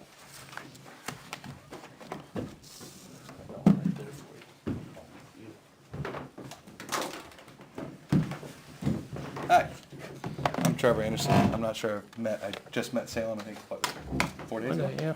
Something like that. I'm fairly new, right, so, but I wanted to talk about the Lucas CPR device. So our second request for CIP is a Lucas device, the total being for that, 45,000, just under 45,000, so $44,452.24. And that's 2 of the devices. That's one for each ambulance. And that's also a ProCare service offered through Stryker, the manufacturer. ProCare being like a full service maintenance plan for these devices. So they come out maintenance them yearly. If you have something break, it's repaired, these are all cost-free, right? Mileage is, none of that is cost to the town, right? So it's, and there's also then the trade-in credits on this as well for up to 10,000 for the current Lucas 2s that we have. The issue that we're facing currently with the Lucas 2s is that they're over 10 years and they're non-serviceable, right? So Stryker actually did us a huge, huge favor this year. We had one of them break and not function. There's clips at the bottom that need to clip into a pad that goes underneath the patient's back that had broken and it failed, and they kind of picked and pulled off some junk ones they had sitting in the back and were able to service and get it back in service for us this year. And kind of like to explain what, I'm sure you guys have heard of Lucas devices or, machine devices that do CPR. What these do for us is, in essence, is it frees our hands, right? So there's only 2 providers on an ambulance initially, right? So not every cardiac arrest is toned as a cardiac arrest. Actually, frankly, a large portion of them are toned as difficulty breathing or seizures. A lot of people, when they do pass away, they have what they call agonal respirations, and they will become hypoxic, they'll become low on oxygen, they'll tend to kind of jerk. And a lot of those calls are actually toned out as like seizures or difficulty breathing. So when we arrive, it's not those cases, it's typically cardiac arrest. And if anybody has done CPR for a while, right, if anybody's CPR certified or you've tried it on a mannequin. You get tired pretty fast. You get tired pretty fast. And it also decreases your cognitive workload. If you've ever tried to do something physical and then think at the same time, those are two, it's like walking and trying to chew gum. Those are, can be difficult in a highly stressful situation, so it frees those hands. One of the biggest things that it does, though, is it takes the human factor out of it, right? Kind of putting CPR to the machine is the machine doesn't get tired. Right? It's going to push the same way every time. The other thing that the machine does that's highly intelligent is it determines resistance. So I think Salem, and I'm not picking on you just because we've been talking a lot tonight, we have a lot different body shapes, right? What the machine does is when we lower the cup to the person's chest, it actually takes a very brief amount of time, less than a second, to determine resistance and how hard it needs to push on that patient's chest to do good CPR. One of the biggest things with CPR is cerebral perfusion pressure. Right, I have to slow myself down because if I try to say it fast, I'll stumble over it. But it's kind of a waveform that we guide. We try to keep it above 90%. But essentially, what that is as we do CPR, right, we're trying to get blood flow to the brain, but it takes time to build that pressure. A good way to think about it is I like to think about it like an outboard boat motor, right, with a tank that's on the side. You got to squeeze that bulb till it gets hard. CPR is the same way. So if we pause CPR, if somebody gets tired, that pressure drops, right? Every time that pressure drops, that patient's life expectancy drops by like 10%. It's drastic decreases. We're able to deploy this device. Typically we train to do it in less than 10 seconds and get it on the patient's chest and get it in function. But unfortunately the devices, like I said, we have now, they are functioning currently, which is great. But when they break next time, we're not going to be able to replace them. I really don't have a whole lot to say. I can get way into the weeds on CPR, and I don't think I need to for you guys. This is kind of one of those really essential pieces of equipment for the staffing model that we have. And even in large systems, people are using this in trauma centers and things. Just taking the person, removing the person from the chest and having a machine do it, just frees so much time and hands to be able to do other things, intubate the patient. Somebody could be talking to a med control on the phone. That machine never stops, right? We're going down a set of stairs. That machine's always going, right? So, any questions on that? And I may be repeating just Yeah. what you said at the beginning. Go ahead. So the sheet says they have a 10-year service life, and then at the beginning you were talking about how much they cover. Is that for the whole 10 years, or how long? I'm sorry, the service plan is actually only for 5 years. Okay. The Pro Care plan is only for 5. Okay. But we would keep them in service for 10 years. We keep them in service for 10. Okay. Life expectancy is 10, but like any manufacturer, they don't want to cover anything for the entire life expectancy of that. Right, those are fairly typical, about half is where they want to go. And frankly, I mean, they have very, usually, knock on wood, right, because of the maintenance that they get every year. And I know in the past, with Stryker, you can purchase like extended, like once yours start to run out, they'll kind of call and say, hey, you know, we can offer this 3-year warranty or 2-year warranty, right, to kind of purchase and hang it over. And I don't have costs on that currently. Any other questions about the Lucas device? I think we're all set. Awesome. Thank you, guys. Appreciate your time. Thank you. Last man standing here.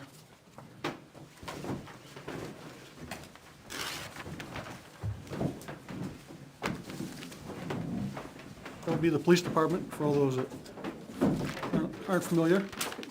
Thank you. Thank you, sir. Thank you. I'll take your extras in case All right. So my first CIP request is going to be a vehicle, but before I talk about the vehicle, I want to kind of go over a little bit what we do, and I have a trend line.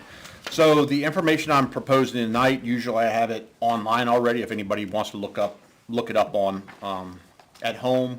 We haven't posted it yet because I've been a little busy with the ARPA, but we'll get that up within the next week. It'll be on the police department's website under the chief tab, and if you look for CIP, it'll be there. We'll also publish the trend line on our next monthly publication, information from the station.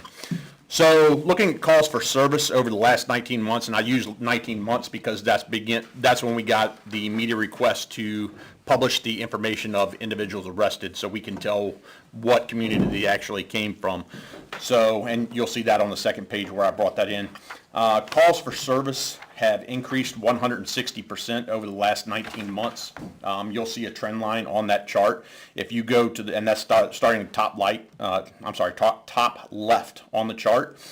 Motor vehicle stops corresponding to the calls for service have increased 222%. So the guys are out there really working hard. Obviously, speeding is the #1 complaint we keep hearing from the community, so we try to affect that problem as much as we can with the resources we have. If you go to the bottom left, we get information from citizens on where they'd like us to patrol at, what kind of problems they're seeing in their community. We publish that. You can remain anonymous when you report that information. We publish that in our monthly publication information from the station. But as you can see, community concerns, which result in directed patrols, have also increased over the last 19-month time period. Citations issued, the trend lines looks very similar to motor vehicle stops. Generally, 82% of the vehicles we stop, we just give warnings to. So we only write citations in 18% of the cases. If you flip to the back page, we also try to impact accidents. So you'll see the trend line for accidents has gone down over the last 19 months. We participate in the New Hampshire Department of Highway Safety grant. We just had to, that grant period just ended for FY24. So we were able to compare FY24 to FY23, and we actually saw over that time period, we decreased accidents by 23%. So that's a pretty significant increase. We also believe that ties into the DUI arrests. DUI arrests are going down. We were getting about 60 a year. A lot of DUIs out there with accidents, and that trend line should go down as the accidents decrease. We look at who was out there driving intoxicated. You will see the Ware residents, that trend line is going down. I believe that's because we're visible out there. That's a deterrent. People know we're out there, and I believe I've actually heard that the bartenders at Pat's Peak are telling patrons do not go through Ware because they will get you for DUI, which I like, quite frankly. Non-residents, they don't see us out there. They just happen to be passing through, so they're not deterred. We get them at a higher rate, so that trend line is still going up. So that's just a little bit of information that we see based on the stats that we have. Which brings us to vehicles. So we are requesting one Tahoe. We will request one Tahoe annually. We're still one body short on the department. We have 11 of 12 positions filled. But we're putting about 125 to 135,000 miles on a vehicle. Currently, we have one vehicle inoperable. It's almost a $5,000 repair required to it, to the transmission, based on how we're going into another budget season and that vehicle could possibly be replaced. Me personally, I try to treat my budget just like I would my household budget. I wouldn't go out and complete a $5,000 repair for a vehicle if I was looking at trading it in. I just trade it in as is, get what the value I had of it, and use that toward my next vehicle. So that car is sitting. We have 7 cars, if you weren't aware of that. We have another one down currently. It should be a minor repair, head gasket, but our Dodges are continuously needing repairs. If you go through the packet, I've included a couple sheets. One is the Ware Police Department fleet history. As of September 30th, my budget was $10,000 annually. We were already at $15,597 in vehicle repairs, with that $4,800 repair pending, which we're not going to complete. So we're almost double our budget. The majority of that, the overwhelming majority, is from the Dodges. We've kept them in service too long, so I expect that number to go up. And where you'll see that is you flip the page to Patrol 3. That's a 17 Dodge Charger. As of October 1st, it was at almost 142,000 miles. That vehicle has to last another 2 years. It's not going to happen. That one's going to go down. If you look at Vehicle 7's been on the road for 1 year. It's almost at 30,000 miles. So my 135,000 projection per car goes out the window. We need to replace one of these annually, so the patrol vehicles, which are the top 5, one gets replaced every 6 years, and the bottom 2, they get replaced every 12 years. If we look at the cost breakdown, we paid for the 24 Tahoe, which was approved last year, $79,711.79. We are projecting 2025, the vehicle cost will be $83,660, and that's because we reuse some of the equipment. If it still has life cycle available, we roll it into the next vehicle. We'll be reusing radar, a printer, and a radio in the projected 2025 vehicle. Back to the CIP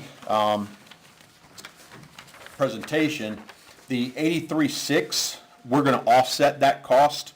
The Board of Selectmen has already approved the funding we obtained from auctioning off 2 previous vehicles.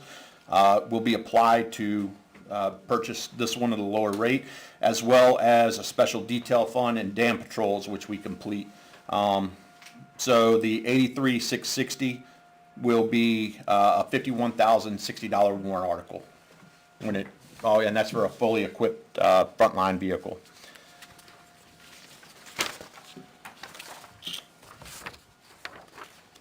Do you have, and I've got it there, the 3 Dodge Chargers have accounted for 76% of the repair expenditures, just to put that out there. Does anyone have any questions about the Tahoe? Continue to totally support consolidating on the Tahoes. So this is more looking ahead. Since the current Tahoes are from year 21, 23, 23, and the next one's going to be 24. Nope, we have a 24, and then the next one's going to be a 25. Well, it said Patrol 4 is processing up. Yep. I just didn't think that was. Within the next month, that one should be up and ready. But you haven't started putting wear on it. So where I'm going with this is,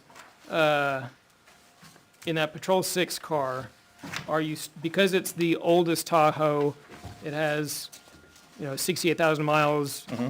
You're calling 170,000 engine miles. Are you seeing any issues starting to come up with that Tahoe? So we already replaced the engine in that Tahoe. It was under warranty. Yeah, okay. Yeah, so yes, we did have a significant malfunction in that one. It was rectified, luckily. Yeah. So, And what I'm looking at, it's a nice statistic to say, hey, that we'll get rid of the Chargers and they're, 76% of the repair budget, but yep. what I'm getting at is, are the Tahoes going to so end up feeling that anyway. Gotcha. So one of the things we looked at was when we started going to Tahoes, is talking to Mark Phillips. That's the only SUV available to us, which is actually built on a truck body. So it should be more durable, more rugged, and last longer because of that. We shouldn't have as many problems with it. My understanding is we do get, believe it or not, better gas mileage in the Tahoe than we do in the Dodges by like 2 or 3 miles per gallon. When I checked the mileage, I checked what they were getting. But one of the problems I'm hearing with the Tahoes is when they idle, they're an 8-cylinder vehicle. They go down to 2 cylinders, and there's something with the component that switches over the valves that constantly breaks on the Tahoes. That's what we hear from Mark Phillips. So, it's a manufacturer problem, but every vehicle has some type of problem like that. So that's what we try to watch for. I haven't looked at extended warranties prior to my vehicles. I heard the fire chief that. I never thought of that. I will check in to see what that would be, just to get that 5-year warranty. If we can get a 6-year warranty and we can get it on some type of plan where we're getting rid of it at 6 years, we're golden. So. Yeah, again, not really specific to this request. I think it's totally reasonable. Get rid of the Chargers. Just making sure we don't end up in a Charger boat again. Yeah, the one that went down too was actually supposed to last another 2 years, and the 141,000 Charger would have been the one to replace, but, we roll with the punches. Project, anybody have any other questions with the Tahoe? Sorry. Okay. The second project, we'd already done a lot of work for because it was going to be an ARPA project, but we lost the funding. But a water filtration system for the public safety complex. The fire department was having trouble with spotting on vehicles when they were washing their cars because they washed their own vehicles. Obviously, they're large, so it takes them a while to dry. So the spots have compounds in them that are actually impairing the visibility on the windows as well as fading the paint. So we had a water test done. When we had a water test done, and those results are toward the back of your packet, the water came back positive for arsenic.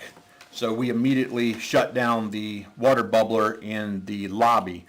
It's got almost double the rate of arsenic in it.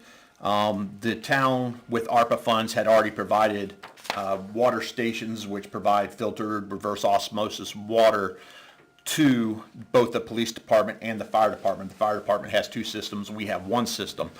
The problem with those systems is they're proprietary. So the company who sold them to the town are the only ones who can work on them, so they can charge whatever rates they want. So they're charging pretty high rates to come out and service those annually. One of the systems the fire department has requires service every 500 gallons, and that's attached to their sink.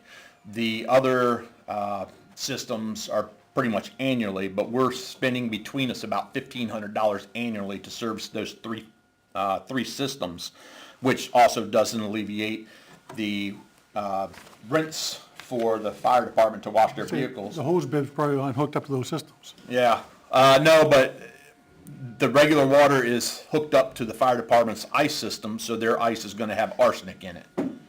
Yeah, so a lot of problems with the current system. This proposal, we actually put out an RFP on this when a request for purchase, which is attached. When we were looking at completing this project, the project came back to address the system, which would provide a reverse it's a 3-stage water filter station system, which would filter the entire complex's water. They would have a additional reverse osmosis system with a reserve tank of 400 to 500 gallons for the fire department to rinse their vehicles to get rid of that buildup on it. They revert, in addition to the 3-stage filter system, they run reverse osmosis to the ice machine on the fire department side, as well as provide a water bubbler in the lobby, which would also have reverse osmosis. We would no longer have any type of water system on our side, but that's fine. We're more than happy to go to the lobby and get water through a system. So the cost of that project at the time of the bid was $29,995. Obviously, we can't accept it. So since this is potentially either going into year-end funds or a warrant article for town vote, I added $5,000 to it to make it $35,000 in case, because I talked to the gentleman who did the bid, and he said, we're obviously gonna have cost increase, he just doesn't know what they're gonna be. He usually can project that after the beginning of the year.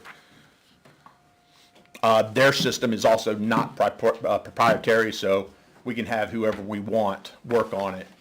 I tend to fire a lot of vendors, so I run my department like I run my house. If I'm not happy with the service, I think I'm paying too much, I find somebody else to do it. I personally have Capital Well in my house, and I'm very satisfied with what they do at my residence. Not to say that somebody else won't do it, but I've been quite satisfied with their performance. Does anybody have any questions about the water filtration system? Did you actually try to get a second cost on this?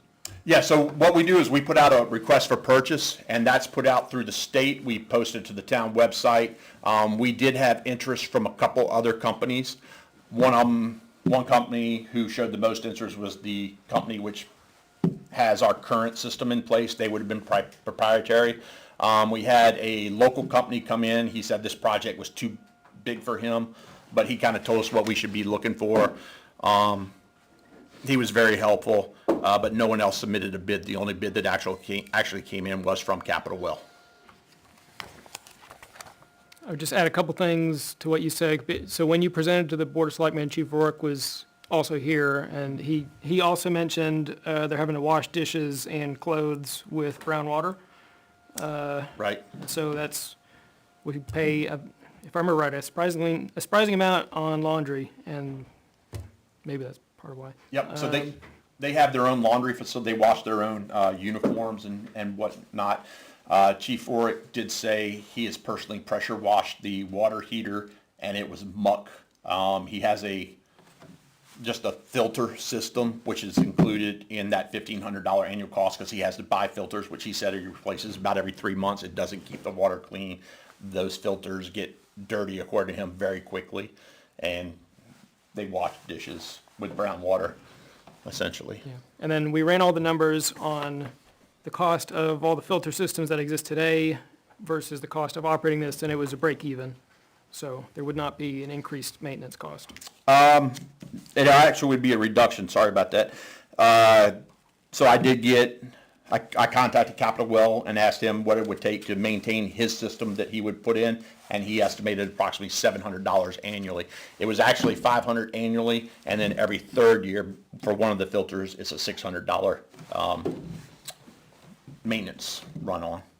So averages out to $700 annually. So about half the cost to maintain the new system.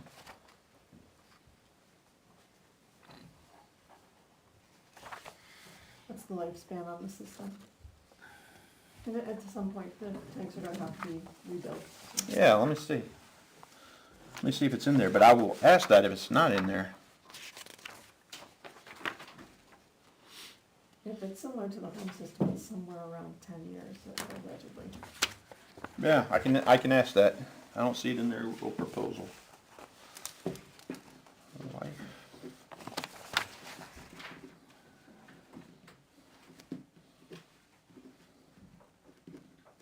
Okay, any other questions? And I'll shoot that to Salem if he can shoot it to the board, since I don't have anybody's email. Is that okay? Maybe send it to Naomi. Okay. If we start sending emails to each other, then. No problem. Okay.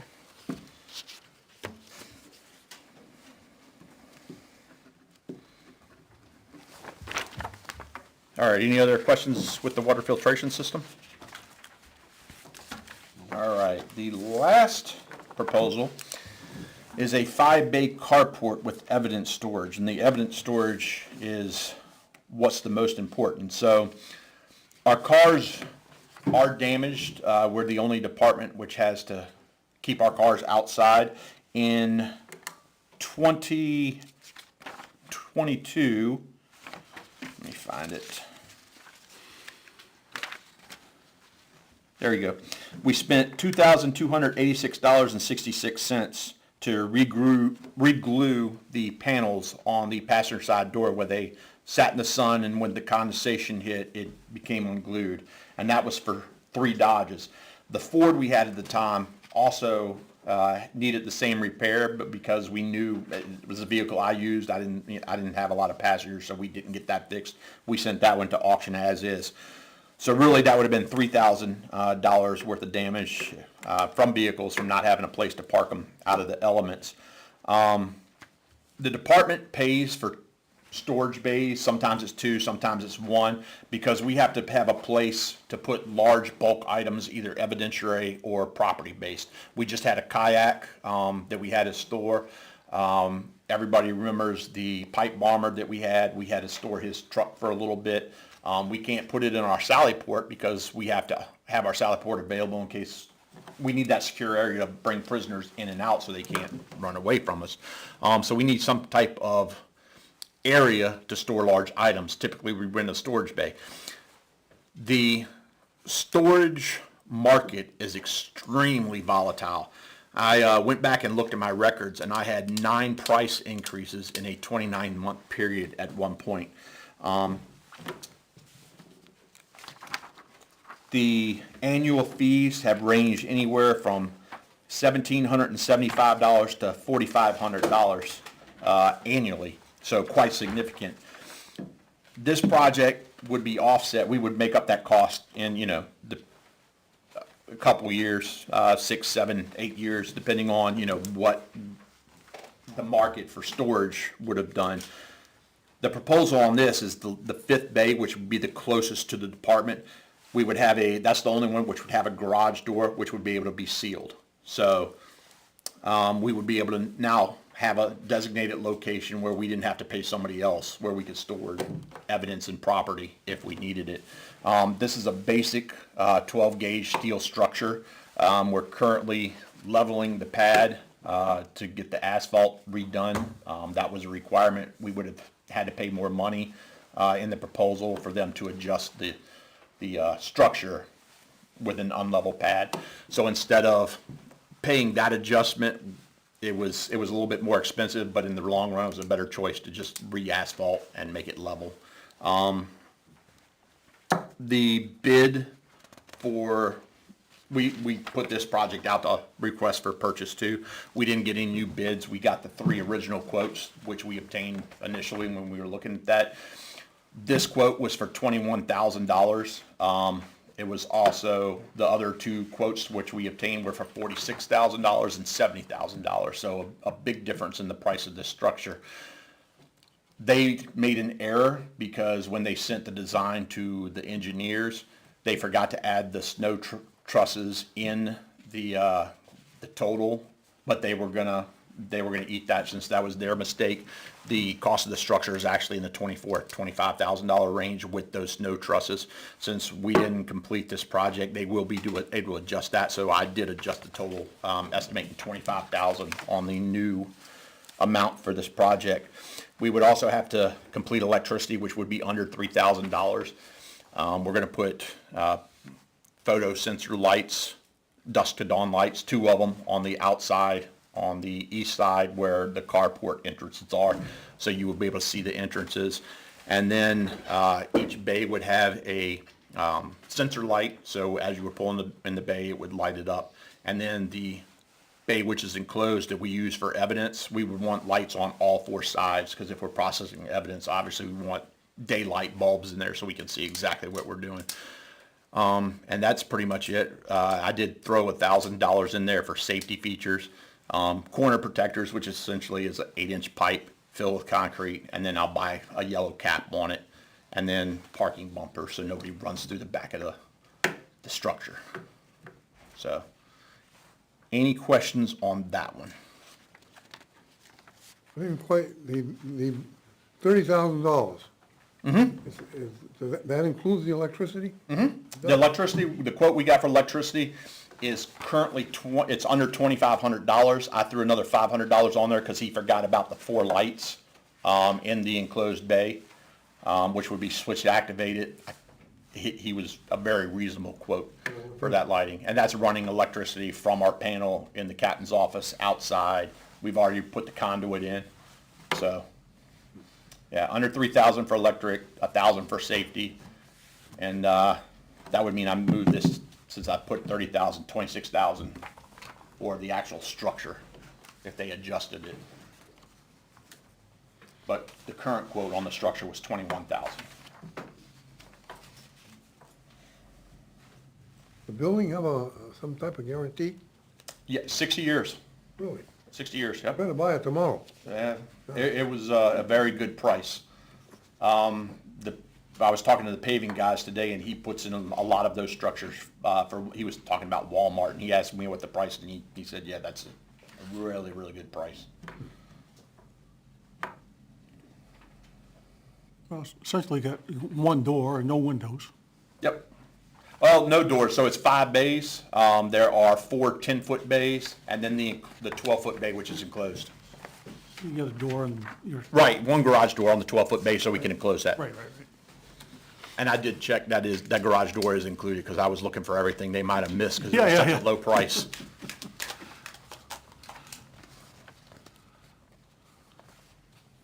And that is delivery and installation included in the price. We got that in writing, because it's like one of those too good to be true prices.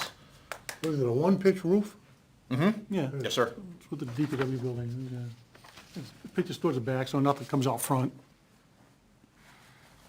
Just Yeah, smart- it'll be that's- pitched right toward the ditch. Right. Between the 2 parking areas. It's the smartest way to do it. That way you haven't got snow and rain and stuff dripping in front of the doors. Long as we can get the pad level. Still working on that. You're gonna pay for us, you're gonna build right on top of the pavement? So DPW came and tore up the existing pavement and got the pad fairly level. The paving crew came out today and said a little bit more work needs to be done on the pad, and they're gonna come out and look and tell me what it might cost. So.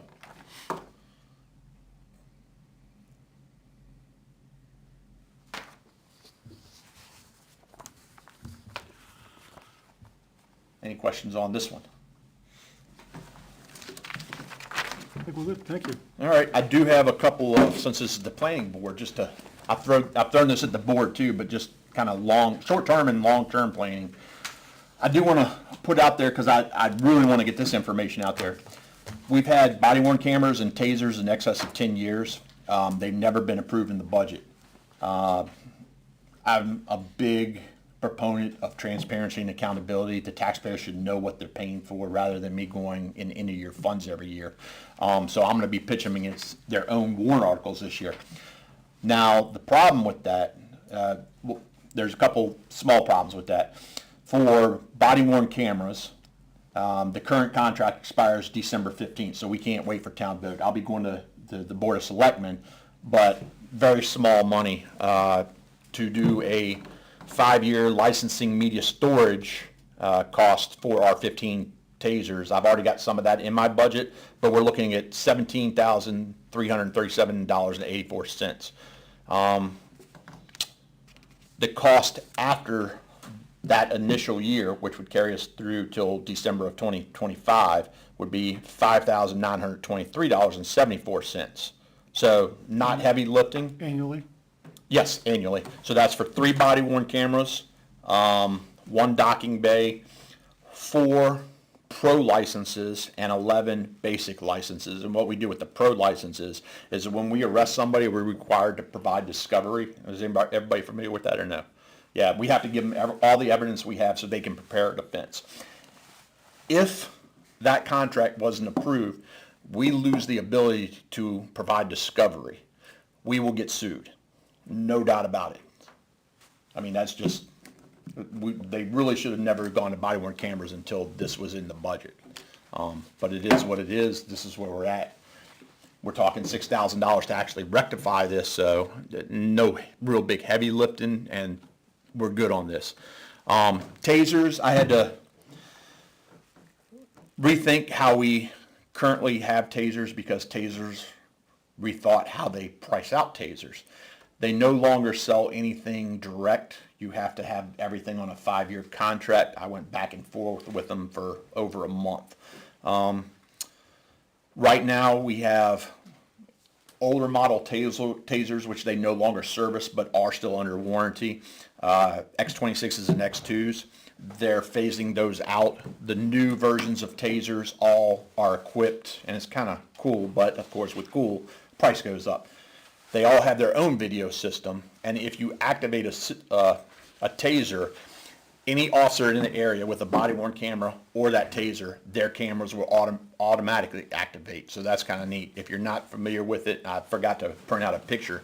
We just had an officer involved where he was one officer against 3 highly agitated individuals from outside of our area who were threatening to kill him. One of those individuals latched onto his feet so he could not create distance while his brother was coming, yelling at him he's going to kill him.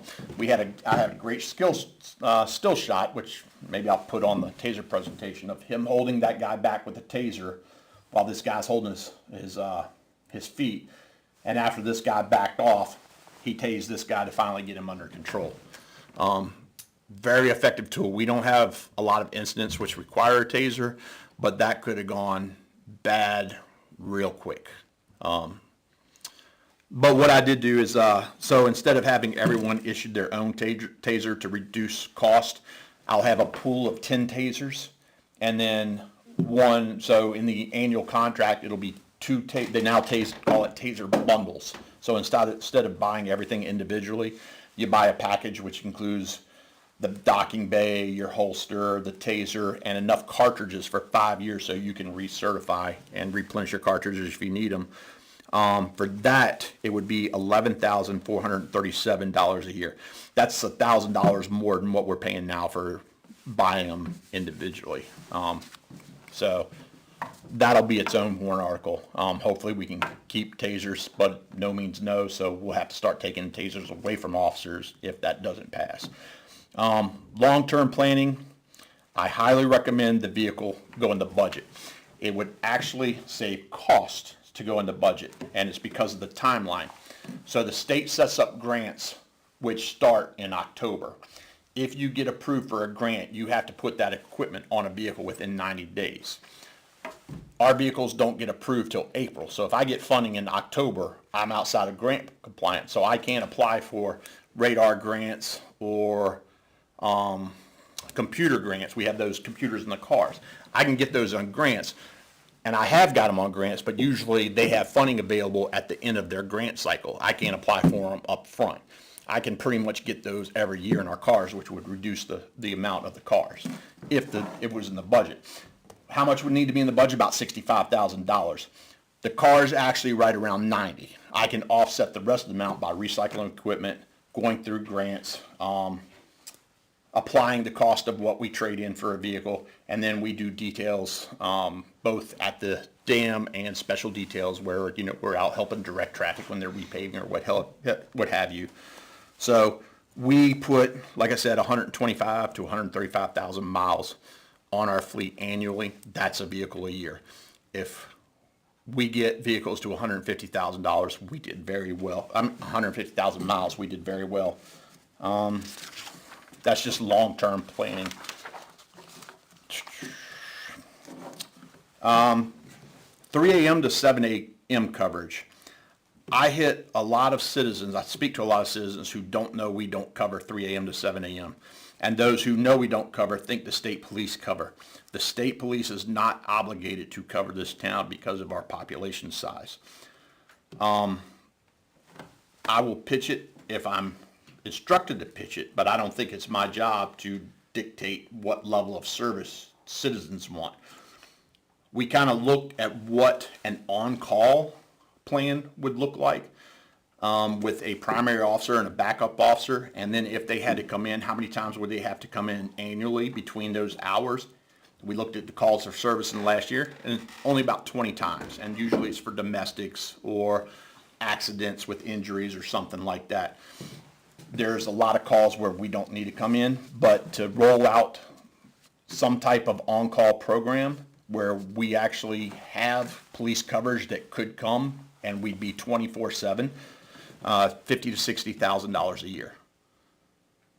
Now, we couldn't do that unless the vehicle was in the budget, because obviously if we're manning another 4 hours, we're already at 125, 130. If we're adding miles to the cars out there driving another 4 hours a day, we can't skip a year in a car. That's just not good planning. Future site of the PD, and this is way down the road. I don't plan to be here to see this completed. But we should talk about a site just for the fact that if we can identify a good site, we shoot in the gravel pit out there off of East Road.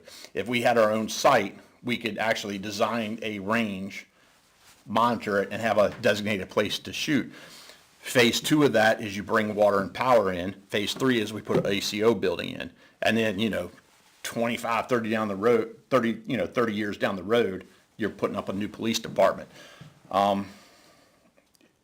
When I was brought here, I was told, the police department was temporary. It's eventually going to be the fire department side. What we have suits our needs very well. We don't need a new police department anytime soon. We do need more storage, but who doesn't? But this is just that's long-term planning. A site with a range would help some needs now, but that's it. And since you're the planning board instead of CIP, I figured I'd bring that up, just if anybody has any thoughts. Any other questions? Just out of curiosity, that 3 to 7 coverage, what about the sheriff's department? Are they not on either? The only one, so most towns have mutual aid. Yeah. If we're not if we're not here to provide aid to other towns aren't going to provide aid to us. Understood. Yeah, the only ones who, and it's state RSA, state police, it will cover towns, 35,000, I believe it's 35,000 or less. They're not required to cover our town because we're way above 35,000. They do come here. I'm not saying they don't, but I do see where they're contacted, they're not available, they're too far away. They hold it for a day shift. Understood. Yeah, what have you. The time where I feel really bad is if someone passes away and nobody's coming. You're sitting there till 7 o'clock till we can get on duty. Yeah. So that's the one I really feel bad on, which has happened a couple times.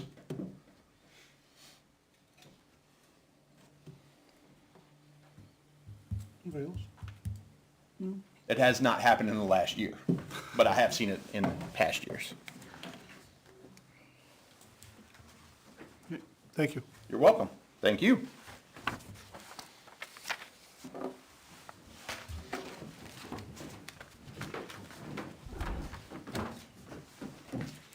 No other department heads have, no other department heads have anything, huh, Naomi? No, the library has nothing. And the Okay. Board of Selectmen doesn't have a project. We may have a warrant article for adding money to the government building, but that's not a project. Okay. Well, usually what we do at the next meeting, we'll kind of put this together in a form to present to the selectmen, we'll vote on each one, see what we think about it. See what we think needs to be included, what doesn't. We do that without input from department heads, we just do that as the board.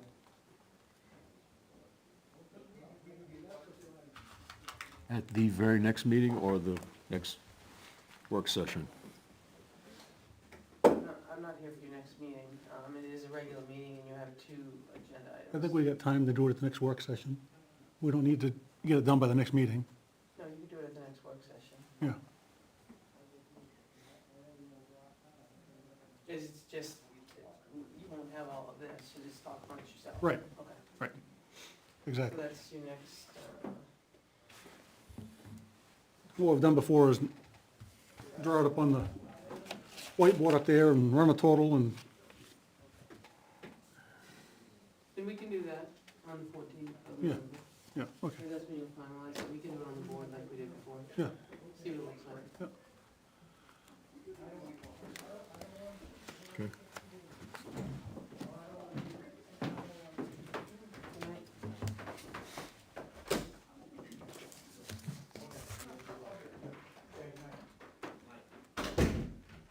Do you have any other questions about this process?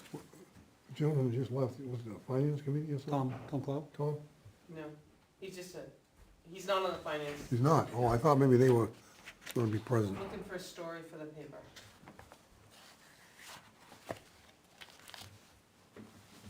think that's it for our agenda, right?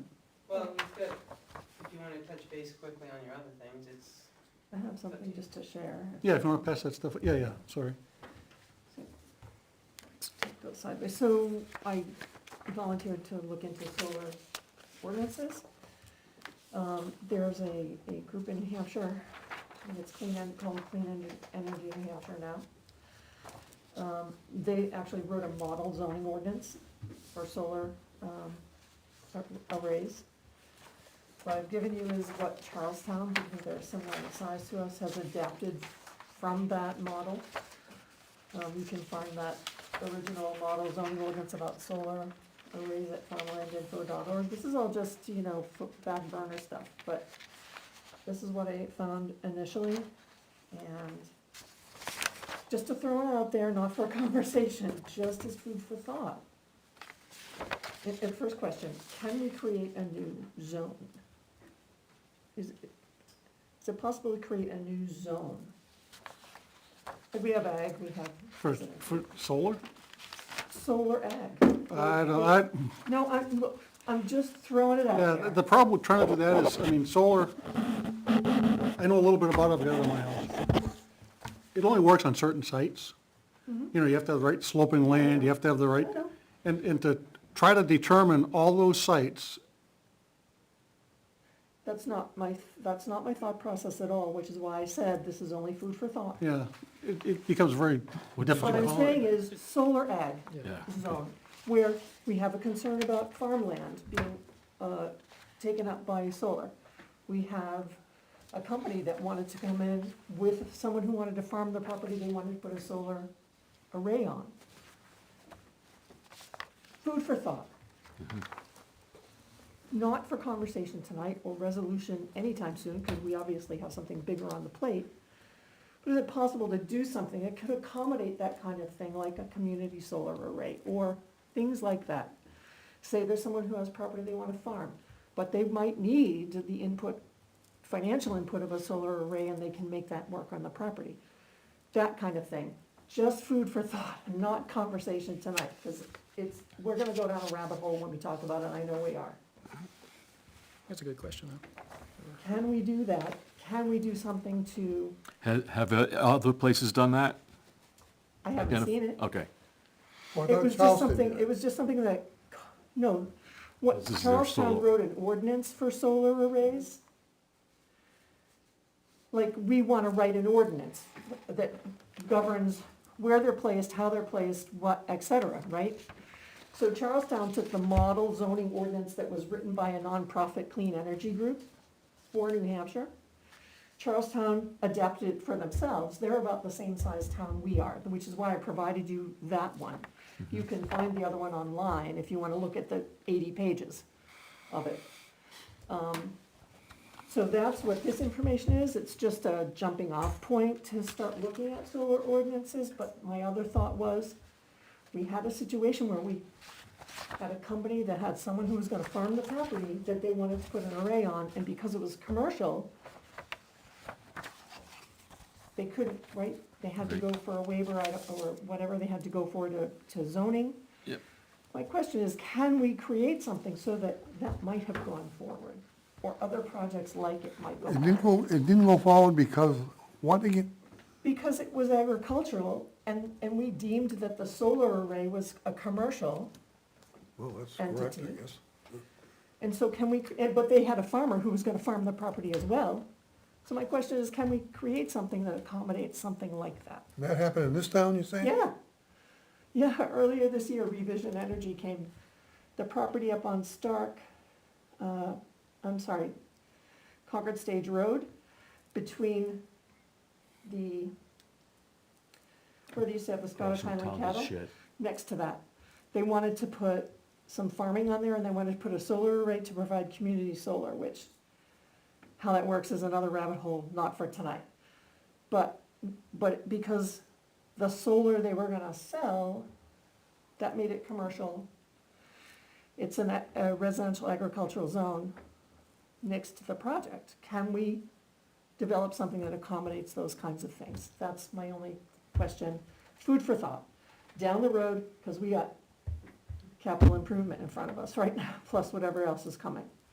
But this is just a jumping off point, because I volunteered and I thought, let me just bring it, hand it over, and we'll pick it up when it's time to pick it up again. Thank you. Anybody else have anything, new business? The, The master we're plan? good through October. No, we got Oh, approved, we're approved through December to Great, meet. okay. So, update on master plan, subcommittee, we met last week and it was a very productive meeting. We hope to get finished earlier than later, but we're scheduled to meet through December at least at this point so that, we can refine what we're doing. But it looks like, based upon last week's meeting, things might be going a little smoother than they had been. Good. So, which means we'll have something to present to you sooner than later.